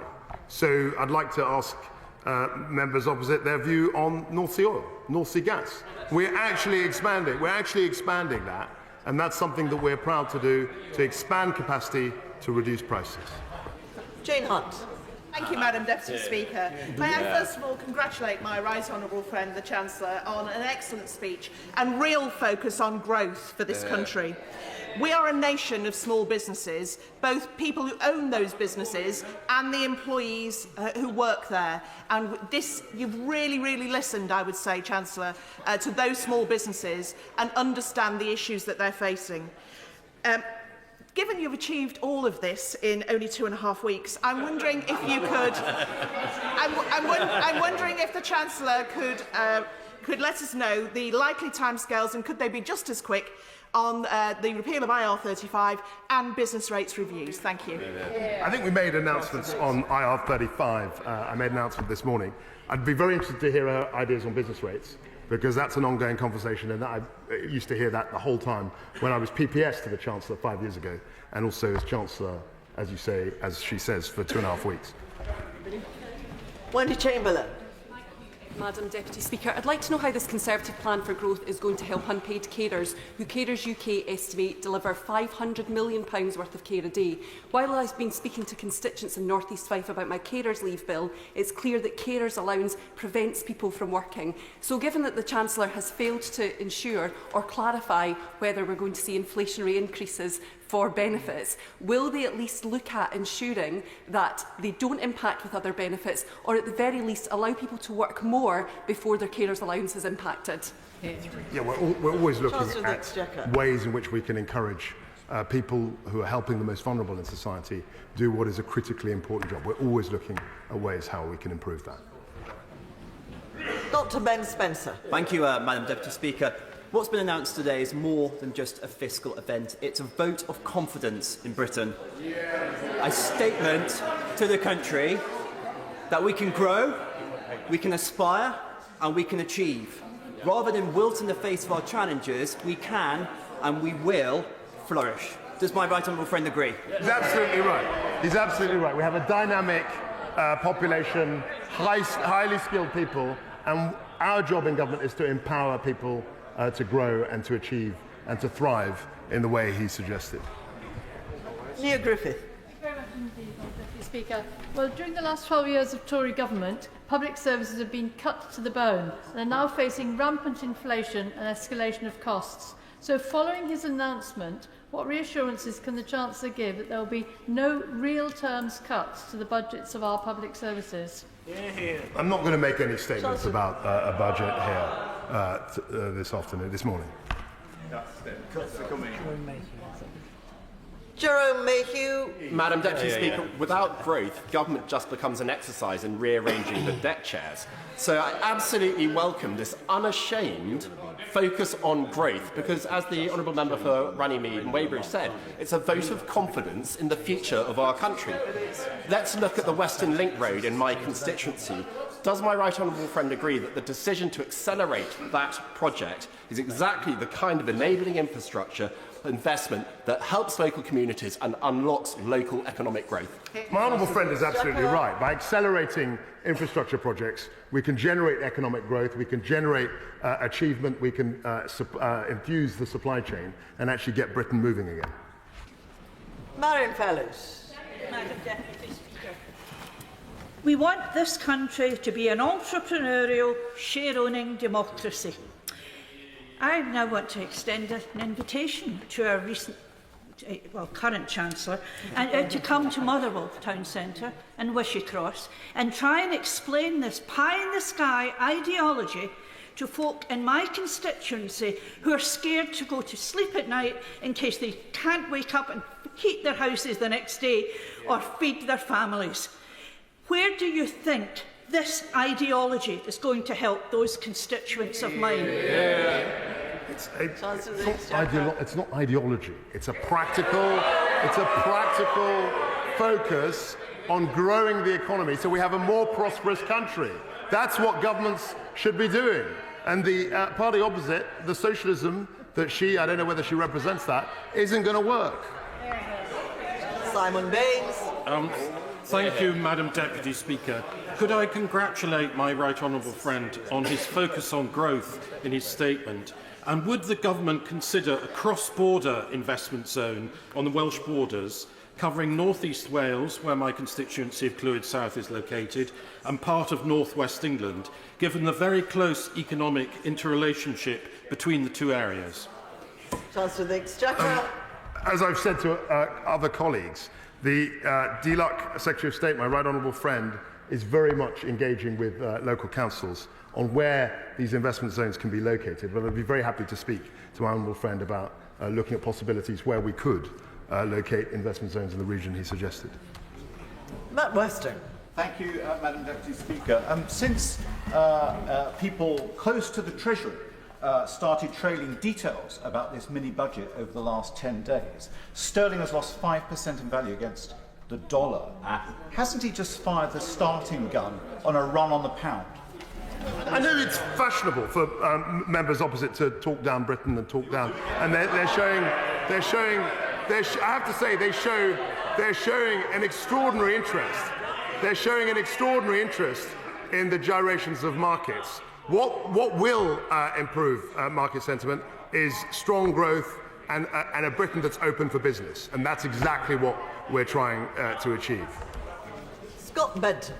Thank you, Madam Deputy Speaker. Thousands of my constituents will welcome this statement, which will see the average working family in Blackpool over £1,500 per year better off through the combination of tax cuts and the energy price guarantee. They'll also welcome the opportunities this could present for jobs and investments in the new enterprise and investment zones. How quickly can we roll one of these out in Blackpool? I'd be very interested to have a conversation with him about this and also refer him to my right honourable friend, the DLUC Secretary of State. He's engaged with these conversations as we speak. Clive Betts. Thank you, Madam Speaker. So after 12 years of failure, the answer apparently is to first of all blame workers and their trade unions, and then to blame the planning system, the system they've been responsible for the last 12 years. Will the Chancellor explain with regard to these new investment zones, which sound rather similar to the failed enterprise zones of the 1980s, what planning requirements are going to be abolished? Will that include the abolition of the requirement to build affordable homes for those that can't afford to buy? And has he done a detailed cost-benefit analysis of the proposals? If so, will he put that assessment in the library by the end of today? The investment zones, as I said, the core principle of them is consent. They won't be imposed on people. And actually, the enterprise zone, as I look at places like Canary Wharf, there were successes. There have been successes of the enterprise zone, and I think the investment zones also will be successful and look back fondly. Aaron Bell. Thank you, Madam Deputy Speaker. Could I welcome my right honourable friend, the Chancellor's statement? But more than that, could I welcome the clarity of his philosophy? We cannot tax our way to prosperity. We need economic growth.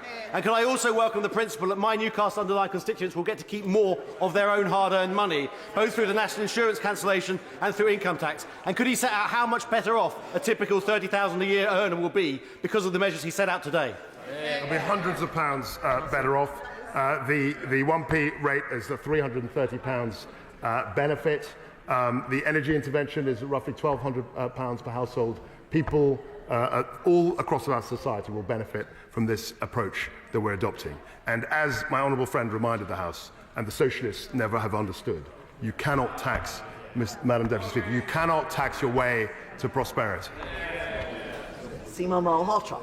It's already clear that this desperate bid for an economic bounce after a decade of failure is not based on a plan for growth, but a wing and a prayer that if the rich get richer, then all will be well. It comes at the price of higher borrowing and inflationary pressures that will result in interest rates and mortgage rates going up. So as he brings in large tax cuts for the already well-off, What is his message to his mortgage-paying constituents and mine, stuck on high interest rates, particularly those who are mortgage prisoners with SVRs they cannot change, who will be seeing their mortgage payments rise further and faster with his policies threatening the very home ownership he says he supports? So, the stamp duty nil band doubling is helping people buy a home. In her constituency and mine, there is an increase in the threshold as around the country, but that will help lots of people buying a home. The energy intervention will help her constituents and my constituents, and the reduction in the basic rate will also help many of her constituents. Ben Bradley. A Conservative Chancellor announcing that he intends to let people keep more of their own money and choose for themselves how to spend it. How refreshing, Madam Deputy Speaker. I'm excited. And I'm also pleased that Nottinghamshire has been able to be part of early conversations about investment zones. Now, the county is also on the final shortlist for STEP nuclear fusion investment. Imagine for a second, Madam Deputy Speaker, that huge infrastructure investment in the future of our domestic energy supply, supported by the incentives and the growth opportunity of an investment zone. We have some vision in Nottinghamshire, Madam Deputy Speaker. It will require government departments to talk to each other. Can the Chancellor help? Absolutely. We fully intend, while I'm in the Treasury, certainly to talk to departments to deliver the vision that I know he's driving in his constituency. Sian Wara. Thank you, Madam Deputy Speaker. Newcastle paid a very heavy price for Conservative austerity economics. Wages cut, public services slashed, growth stifled, businesses closed, good jobs lost. We were told there was no money to invest in the North East regional economic growth. Now, he is borrowing billions to gamble on tax cuts for the rich and boosting oil companies' profits. Still, working people are expected to foot the bill. So will he apologise to my constituents for making them poorer and expecting them to pay for it? So the tax cuts I've announced, affect everybody who pays tax, and they will affect many people in her constituency. And I'm very, very pleased that through Levelling Up, we are now focused particularly on driving growth right across our country, particularly with investment zones. I look forward to the investment zone. Joanna Cherry. Thank you, Madam Deputy Speaker. I'm sure many of my Edinburgh South West constituents will agree with me that threatening the low paid with sanctions while ensuring that bankers can get bigger bonuses is not a moral way to go about creating growth. Before the Chancellor says that Edinburgh will somehow benefit from this, can I assure him that most of my constituents that work in the financial sector will not benefit from these bonuses? But not content with doing that, he's also attacking the right of low-paid people to strike to get better pay and conditions. Now, the European Court of Human Rights has recently reaffirmed that under Article 11, the right to strike is a fundamental human right. So can the Chancellor answer me this question? Can he assure me that any legislation the government brings forward concerning strike rights will comply with the United Kingdom's treaty obligations under Article 11 of the European Convention on Human Rights? The right to strike, there were two measures I referred to in this respect. The right to strike will not be compromised by minimum service levels, nor is it compromised by requiring union bosses to put a ballot to their entire membership ahead of a strike. These are not measures which conflict or in any way militate against the right to strike. Olivia Blake. Thank you, Madam Deputy Speaker. This is a budget and it should have been treated as such by the Chancellor. It is the budget which is lining the Savile Row pockets of their friends and allies in the city and their funders in the city too. Who's paying for this? Is it the oil companies making millions and billions? Is it the mega corporations making millions and billions? No, it is working people. Will he admit it? What I will admit, Madam Deputy Speaker, is that the plan is a plan for growth that's going to drive entrepreneurialism and endeavour and economic opportunity in this country, and everybody will benefit from that. Barry Guy.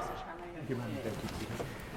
Whilst the Chancellor was speaking so optimistically about growth, the city saw the FTSE 100 fall, the S&P 500 fall, and the pound fall to the lowest level since 1985. Now, he will appreciate that given that oil and gas prices on the wholesale markets are in dollars, that has just increased still further the borrowing that he will have to pay for the package announced yesterday. Yeah. But if he is so optimistic about growth, will he set a timescale? Will that timescale be 6 months? Will he retire in a year if the growth that he has predicated hasn't been achieved?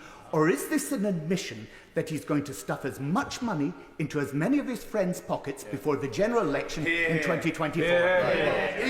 He will also know that over the last 2 or 3 months, oil and gas prices have come off quite a bit. So actually, the long-term contracts we're negotiating are just as likely to be much less costly than increasing costs. And of course, in terms of our growth plan, I'm not embarrassed about wanting to grow the British economy. I'm not embarrassed about driving opportunity in this country, and I don't believe that higher taxes lead to prosperity. Helen Hayes. Thank you, Madam Deputy Speaker. For the first time ever this year, the number of women aged 25 to 34 leaving the workforce to care for children is going up. 4 in 10 mothers have considered giving up work or cutting their hours because of the cost of childcare. More than a third of parents of primary-aged children are in part-time work.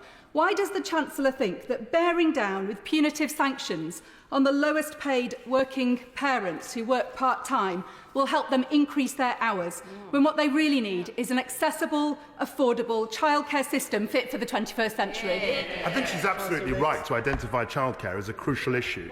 And that's something which I'm looking forward to my right honourable friend, the Secretary of State for Education, to update the House in the next few weeks. Ian Lavery. Thank you, Madam Deputy Speaker. Within seconds of the Chancellor's financial statement, he declared war on the trade unions. He declared war on those less well-off in society, those on universal credit. At the same time, scrapped the cap on bank bonuses. That's ideology. That's ideology unfettered. Can the Secretary of State say who will benefit most from the huge financial intervention today? Will it be someone on a salary similar to the right honourable gentleman, or someone like in my constituency, a two-parent family with 2 kids who are having to use or having to claim universal credit to top up their income?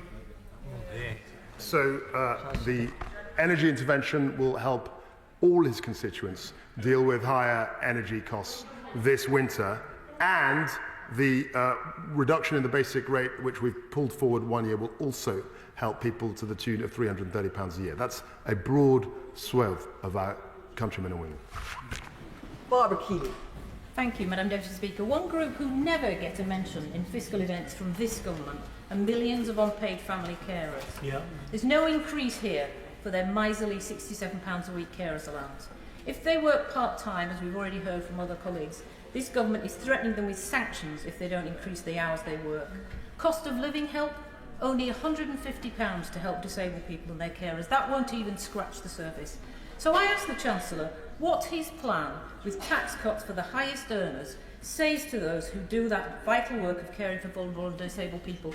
He told the Honourable Member for North East Fife earlier that he wants to take opportunities to help them. He hasn't taken an opportunity to help them. Yeah. We have. I mean, 2 measures. We've reversed the national insurance increase, which was a tax cut for 28 million people, worth £300 a year. We've also brought forward the reduction, 1p reduction in the basic rate to 19p, which is also helping people to the tune of £330 a year. That's help to lots and lots of our constituents. Chris Law. Thank you, Madam Deputy Speaker. I'm actually quite astonished because I don't think I've received a single letter from any constituents that are saying, from a fat cat or energy oligarch or of the richest 1%, please help us with the cost of living. However, what I have had is a bag full of constituents write to me about the cost of living and what help there would be in this package, those of which the most vulnerable in our society are the disabled. It seems that given where we're at just now, disabled are having to choose heat over eat, they're losing out in therapies, and the Multiple Sclerosis Society next week will be publishing a report which will show that 40% are going into a real deep crisis this winter, and not a single package has been announced. So can I ask the Chancellor of Exchequer, what package are you going to put forward for the disabled people in our society that we all care for, yet not a single word is in this budget? We do care for the most vulnerable in our society. That's a duty of government. That's a moral duty of government. And we have announced measures in the energy space, which is helping a whole range of people, which is fundamental to the cost of living in terms of tackling bills this winter. Toby Perkins. Thank you very much, Madam Deputy Speaker. The pound has reached its lowest rate against the dollar in the time that the Chancellor has been on his feet. The FTSE 100 index is down 1.7% simply today. Now, when my honourable friend from York Central raised it to him, he said, well, the markets will react as they will. But if the point of his plan for growth is to increase confidence, and even the City believes stuffing the pockets of the very wealthiest and expecting bankers' bonuses and oil company profits to lead the rest of us to prosperity is a bad idea, who is actually on his side? The growth plan is about growing the economy. And we're not going to grow the economy by increasing taxes indefinitely. Mike Kane. Thank you, Madam Deputy Speaker. The Chancellor mentioned that it would cost £60 billion for his energy package for just 6 months, but the Prime Minister promised that that package would go on until 2024. £240 billion borrowing requirement to fix a broken energy market today, saddled on future generations. Can I ask the Chancellor, does he think that's a price well worth paying? So I think he's got the mathematics slightly wrong. The business support is 6 months, and the household support is for 2 years. So those are two things that need to be disaggregated. And of course, in terms of long-term pricing, nobody in this room, nobody in the world has any idea what the forward price will be or what the price will be in 2 years. So it would be misleading to put a price on that. Dr. Philippa Whitford. Thank you very much, Madam Deputy Speaker. Not just the American president, but the dogs in the street know that trickle-down economics doesn't work. What this statement does is push money into the pockets of bankers in the City of London and big fossil fuel companies. It will kill high streets. It will take money away from local economies, and to depend the entire UK economy on one big city while strangling everywhere else is the opposite of levelling up. This document claims on page 32 that the price cap of £2,500 will bring down the average household bill to £2,500. That's still £600 more than it is now, and double what it was in January. So what will the Chancellor do to help people right now, and will he particularly cut VAT on fuel, as Germany has done? The investment zones and our ability to motivate, incentivise investment is going to help a whole swath of communities across the UK. The reversal of the national insurance tax and the bringing forward of the 1p reduction also will help thousands and thousands, if not millions, of our constituents. Dan Carden.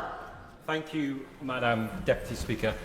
The UK is already a deregulated, low-tax economy with the most draconian workers' rights in the whole of Europe, in which the richest are well rewarded. It would be bizarre if it wasn't after 12 years of a Tory government. But what that has not led to is the transformation of skills and training across the workforce. It's not led to rising wages, which are still less in real terms than they were before 2010. It has not lifted children out of poverty, and it's left us ranking 150th in the world for the investment that the Tories always talk about it. Can I ask the Chancellor a very specific question?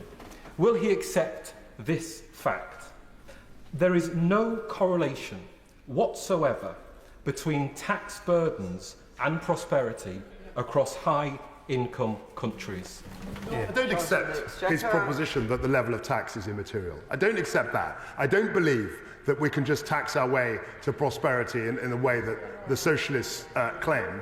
And I absolutely reject the idea that tax doesn't incentivise economic activity. Paul Blomfield. Thank you very much, Madam Deputy Speaker. After 12 years of Conservative economic failure, the Financial Times reported earlier this week that those on the lowest incomes in the UK are much poorer than their counterparts across the rest of Europe. 20% below Slovenia, for example, while those at the top are among the wealthiest. Now, the Prime Minister has said she doesn't believe in redistribution.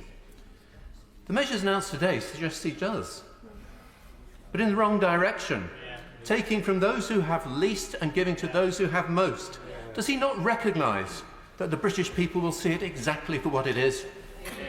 What I do recognise is that socialism and high tax doesn't work. And he and others have stood 4 times on a socialist platform. The British people have rejected them 4 times. And if they go back to the socialism, they will be rejected once again. Tonia Antoniazzi. Today we have heard the promise of accelerating energy infrastructure. Since I have been in this place, every MP in South Wales has been asking and demanding for a tidal lagoon in Swansea Bay. Now, will the Chancellor make that commitment to work with Welsh Government and Swansea Council to make tidal energy, green energy in this country a reality? So I've done a lot in that regard, actually. We had a ring fence for tidal marine energy, and there is a project in Scotland which is focused on that. The lagoon project she mentions, I looked at and wasn't at the time value for money, but I'm open to the concept. Patricia Gibson. Madam Deputy, these plans mean that in Tory Britain, someone earning £50,000 will pay the same income tax rate as a millionaire. Today's plans mean someone earning £1 million a year will pay £42,500 less income tax every year, and that is shameful. These plans were not in the Tory manifesto. They don't have a mandate, and they certainly don't have a mandate in Scotland. The UK is already the most unequal country in Europe in terms of disposable income, according to the OECD. And after today, that inequality is guaranteed to widen. He may be proud of his announcements today, but what does he say to those who will now conclude that, just like Britain, the Chancellor's moral compass is broken? I reject that implication. I reject their statement. We're absolutely focused in the Treasury and across government on helping the most vulnerable, and that's why we had the most radical energy intervention that any British government has ever made. Lloyd Russell-Moyle. Thank you, Madam Deputy Speaker. The reality is this is a class war budget. This is an ideological budget. This is about taking from the poor and giving to the rich. It's about lining the pockets. It is about them and us. And that party over there have said, we do not care about ordinary people in this country. We care about piling on debts. We will make ordinary people pay while our chums in the city get rich. And will those chums spend the money on the economy? No. They will squirrel it away to tax havens around the world. That's what they have always done. Is this budget not a disgrace? So what I want to reiterate is the fact that reversing the national insurance increase, which Labour supported. 3 months ago, Labour supported or voted against the increase in the national increase. I've reversed this. We've reversed this. That helps people. That helps people. Bringing forward the basic, the 1p cut in the basic rate helps people. That's not class war, Madam Deputy Speaker. Clive Efford. Madam Deputy Speaker, the proportion of income for the wealthiest over the last 12 years has actually gone up. So how come his economic miracle hasn't been working for the last 12 years? And where does his mandate come for this new era? Because it's worth reminding ourselves that 2/3 of the members on the benches opposite didn't vote for a candidate that supports the economic approach that the Chancellor has taken today, and only 43% of Tory members voted against it. So the choice today is clear. Who pays the bill? Is it the taxpayers, or is it these high-earning energy companies who have got excess profits? The choice is clear for the public, so why don't we put it to a general election, because he doesn't have a mandate for what he's doing today. So the choice is clear as to whether we should back growth driven by the private sector, or we believe that the state can tax its way to prosperity. That's a very easy choice to make, Madam Deputy Speaker, and it's clear that taxing and spending to prosperity is a failure. Laura Anderson. Thank you, Madam Deputy Speaker. The people of Putney, Roehampton and Southfields will see right through this budget for how little it will do for them. The only growth this growth plan will deliver is a growth in inequality. Does the Chancellor agree with his department, who, according to reports, have carried out analysis that forecasts that the UK oil and gas producers and electricity generators will receive as much as £170 billion in excess profits over the next 2 years? Shouldn't they pay their fair share? That figure is not relating to taxable profits here in the UK, and it's not remotely accurate. Deirdre Brock.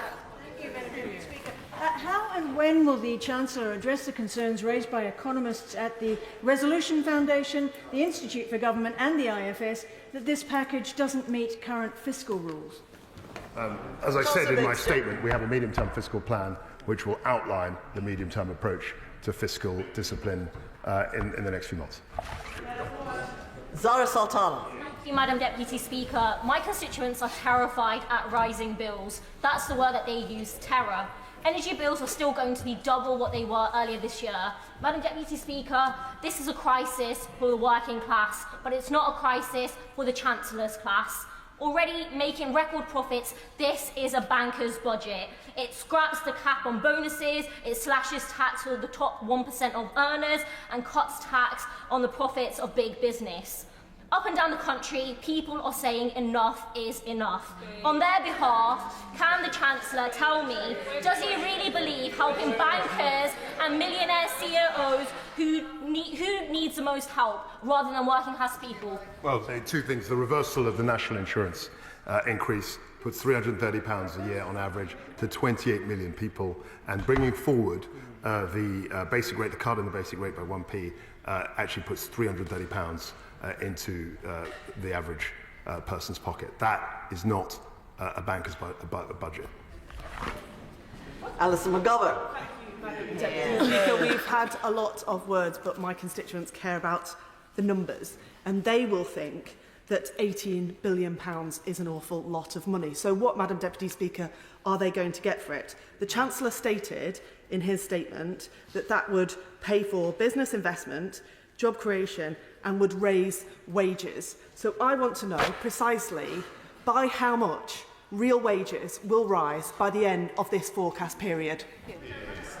We don't run. This is not the GOS plan. This is not the Soviet Union. I can't predict what the average wage will be, but I do know that one way to destroy the economic productivity of this country is to, if she will permit me, is to raise taxes in the way that she's campaigned for over many, many years in her Corbynista days, whatever that she was representing. That is not the way to grow the economy in this country. Richard Ford. Thank you, Madam Deputy Speaker. Please may I remind the Chancellor that security is the first responsibility of government. And please may I ask the Chancellor how today's changes in corporation tax might serve to reverse the cuts to the army of 10,000 soldiers, which will make the army the smallest that it has been since the Crimean War. So the corporation tax hasn't been changed, it's just been kept at the level that it is now. So there's no change in that. And in terms of defence spending, he will know that my right honourable friend has committed to a 3% of GDP defence target by 2030, recognising the changing nature of the threats and the real importance of our armed forces. Imran Hussain. Thank you, Madam Deputy Speaker. The Chancellor this morning promised new laws to speed up the building of major infrastructure projects. So can I take from him that he's actually fully behind the Prime Minister and her promise to build the biggest infrastructure project in my constituency, the Northern Powerhouse Rail? And can I expect to meet with him soon after conference recess to immediately discuss plans to build it in full, including the Bradford stop? I'll be very happy to meet the honourable gentleman to discuss infrastructure projects. We published a list of things that we want to accelerate, but infrastructure projects clearly are critically important to the growth plan, so I'd be very happy to meet him at a time which is convenient. Patrick Brady. Thank you, Madam Deputy Speaker. Can it just be clear with the House that the 2,500 figure for energy bills is for the typical or average household, and in fact many non-typical and non-average households will continue to pay more, and they will often be people with the greatest needs and in the greatest needs, and they will continue to pay more until there are structural changes to the energy market, including sorting out prepayment meters, sorting out the standing charge, and ending the link between gas and oil prices. Yeah, I think he's absolutely right to say that in terms of the energy market, we do need to look at how it works. It's openly discussed, the fact that the gas price actually determines the electricity price, where actually a lot of our electricity generation is non-fossil fuel based. It's based on renewables, and that's work that I commissioned in Bays that I hope to see completed very soon. Chris Stevens. Madam Deputy Speaker, what message does the Chancellor have for working people today who are having to utilise food banks, now considering utilising warm banks, and at Christmas time will have to utilise toy banks, whilst at the same time his government plans to introduce legislation to drag out pay negotiations, which will drag on for months, leading to the stagnation of wages? Isn't the SDUC correct when he described his statement as a full frontal assault on working people in Scotland? It's nothing of the kind. What people will benefit from is a reversal of the national insurance increase, the acceleration, the bringing forward of the 1p cut in the basic rate. That's what millions, tens of millions of people in this country will benefit from. Sarah Jones. Deputy Speaker, a young adult asked me yesterday whether I really believe that things in our country could get better, which is in the direct opposite of my young adulthood, where it didn't occur to us that things would get worse. What is it about 12 years of Conservative government that have caused such poverty of hope? And what is it about this tired set of ideas that have sent the markets crashing that is going to work when all the other ones have failed? We're focused on growth, Madam Deputy Speaker, and it's through growth that the young person that she spoke to is going to get more opportunities and more benefits, and actually have a much better funded public sector.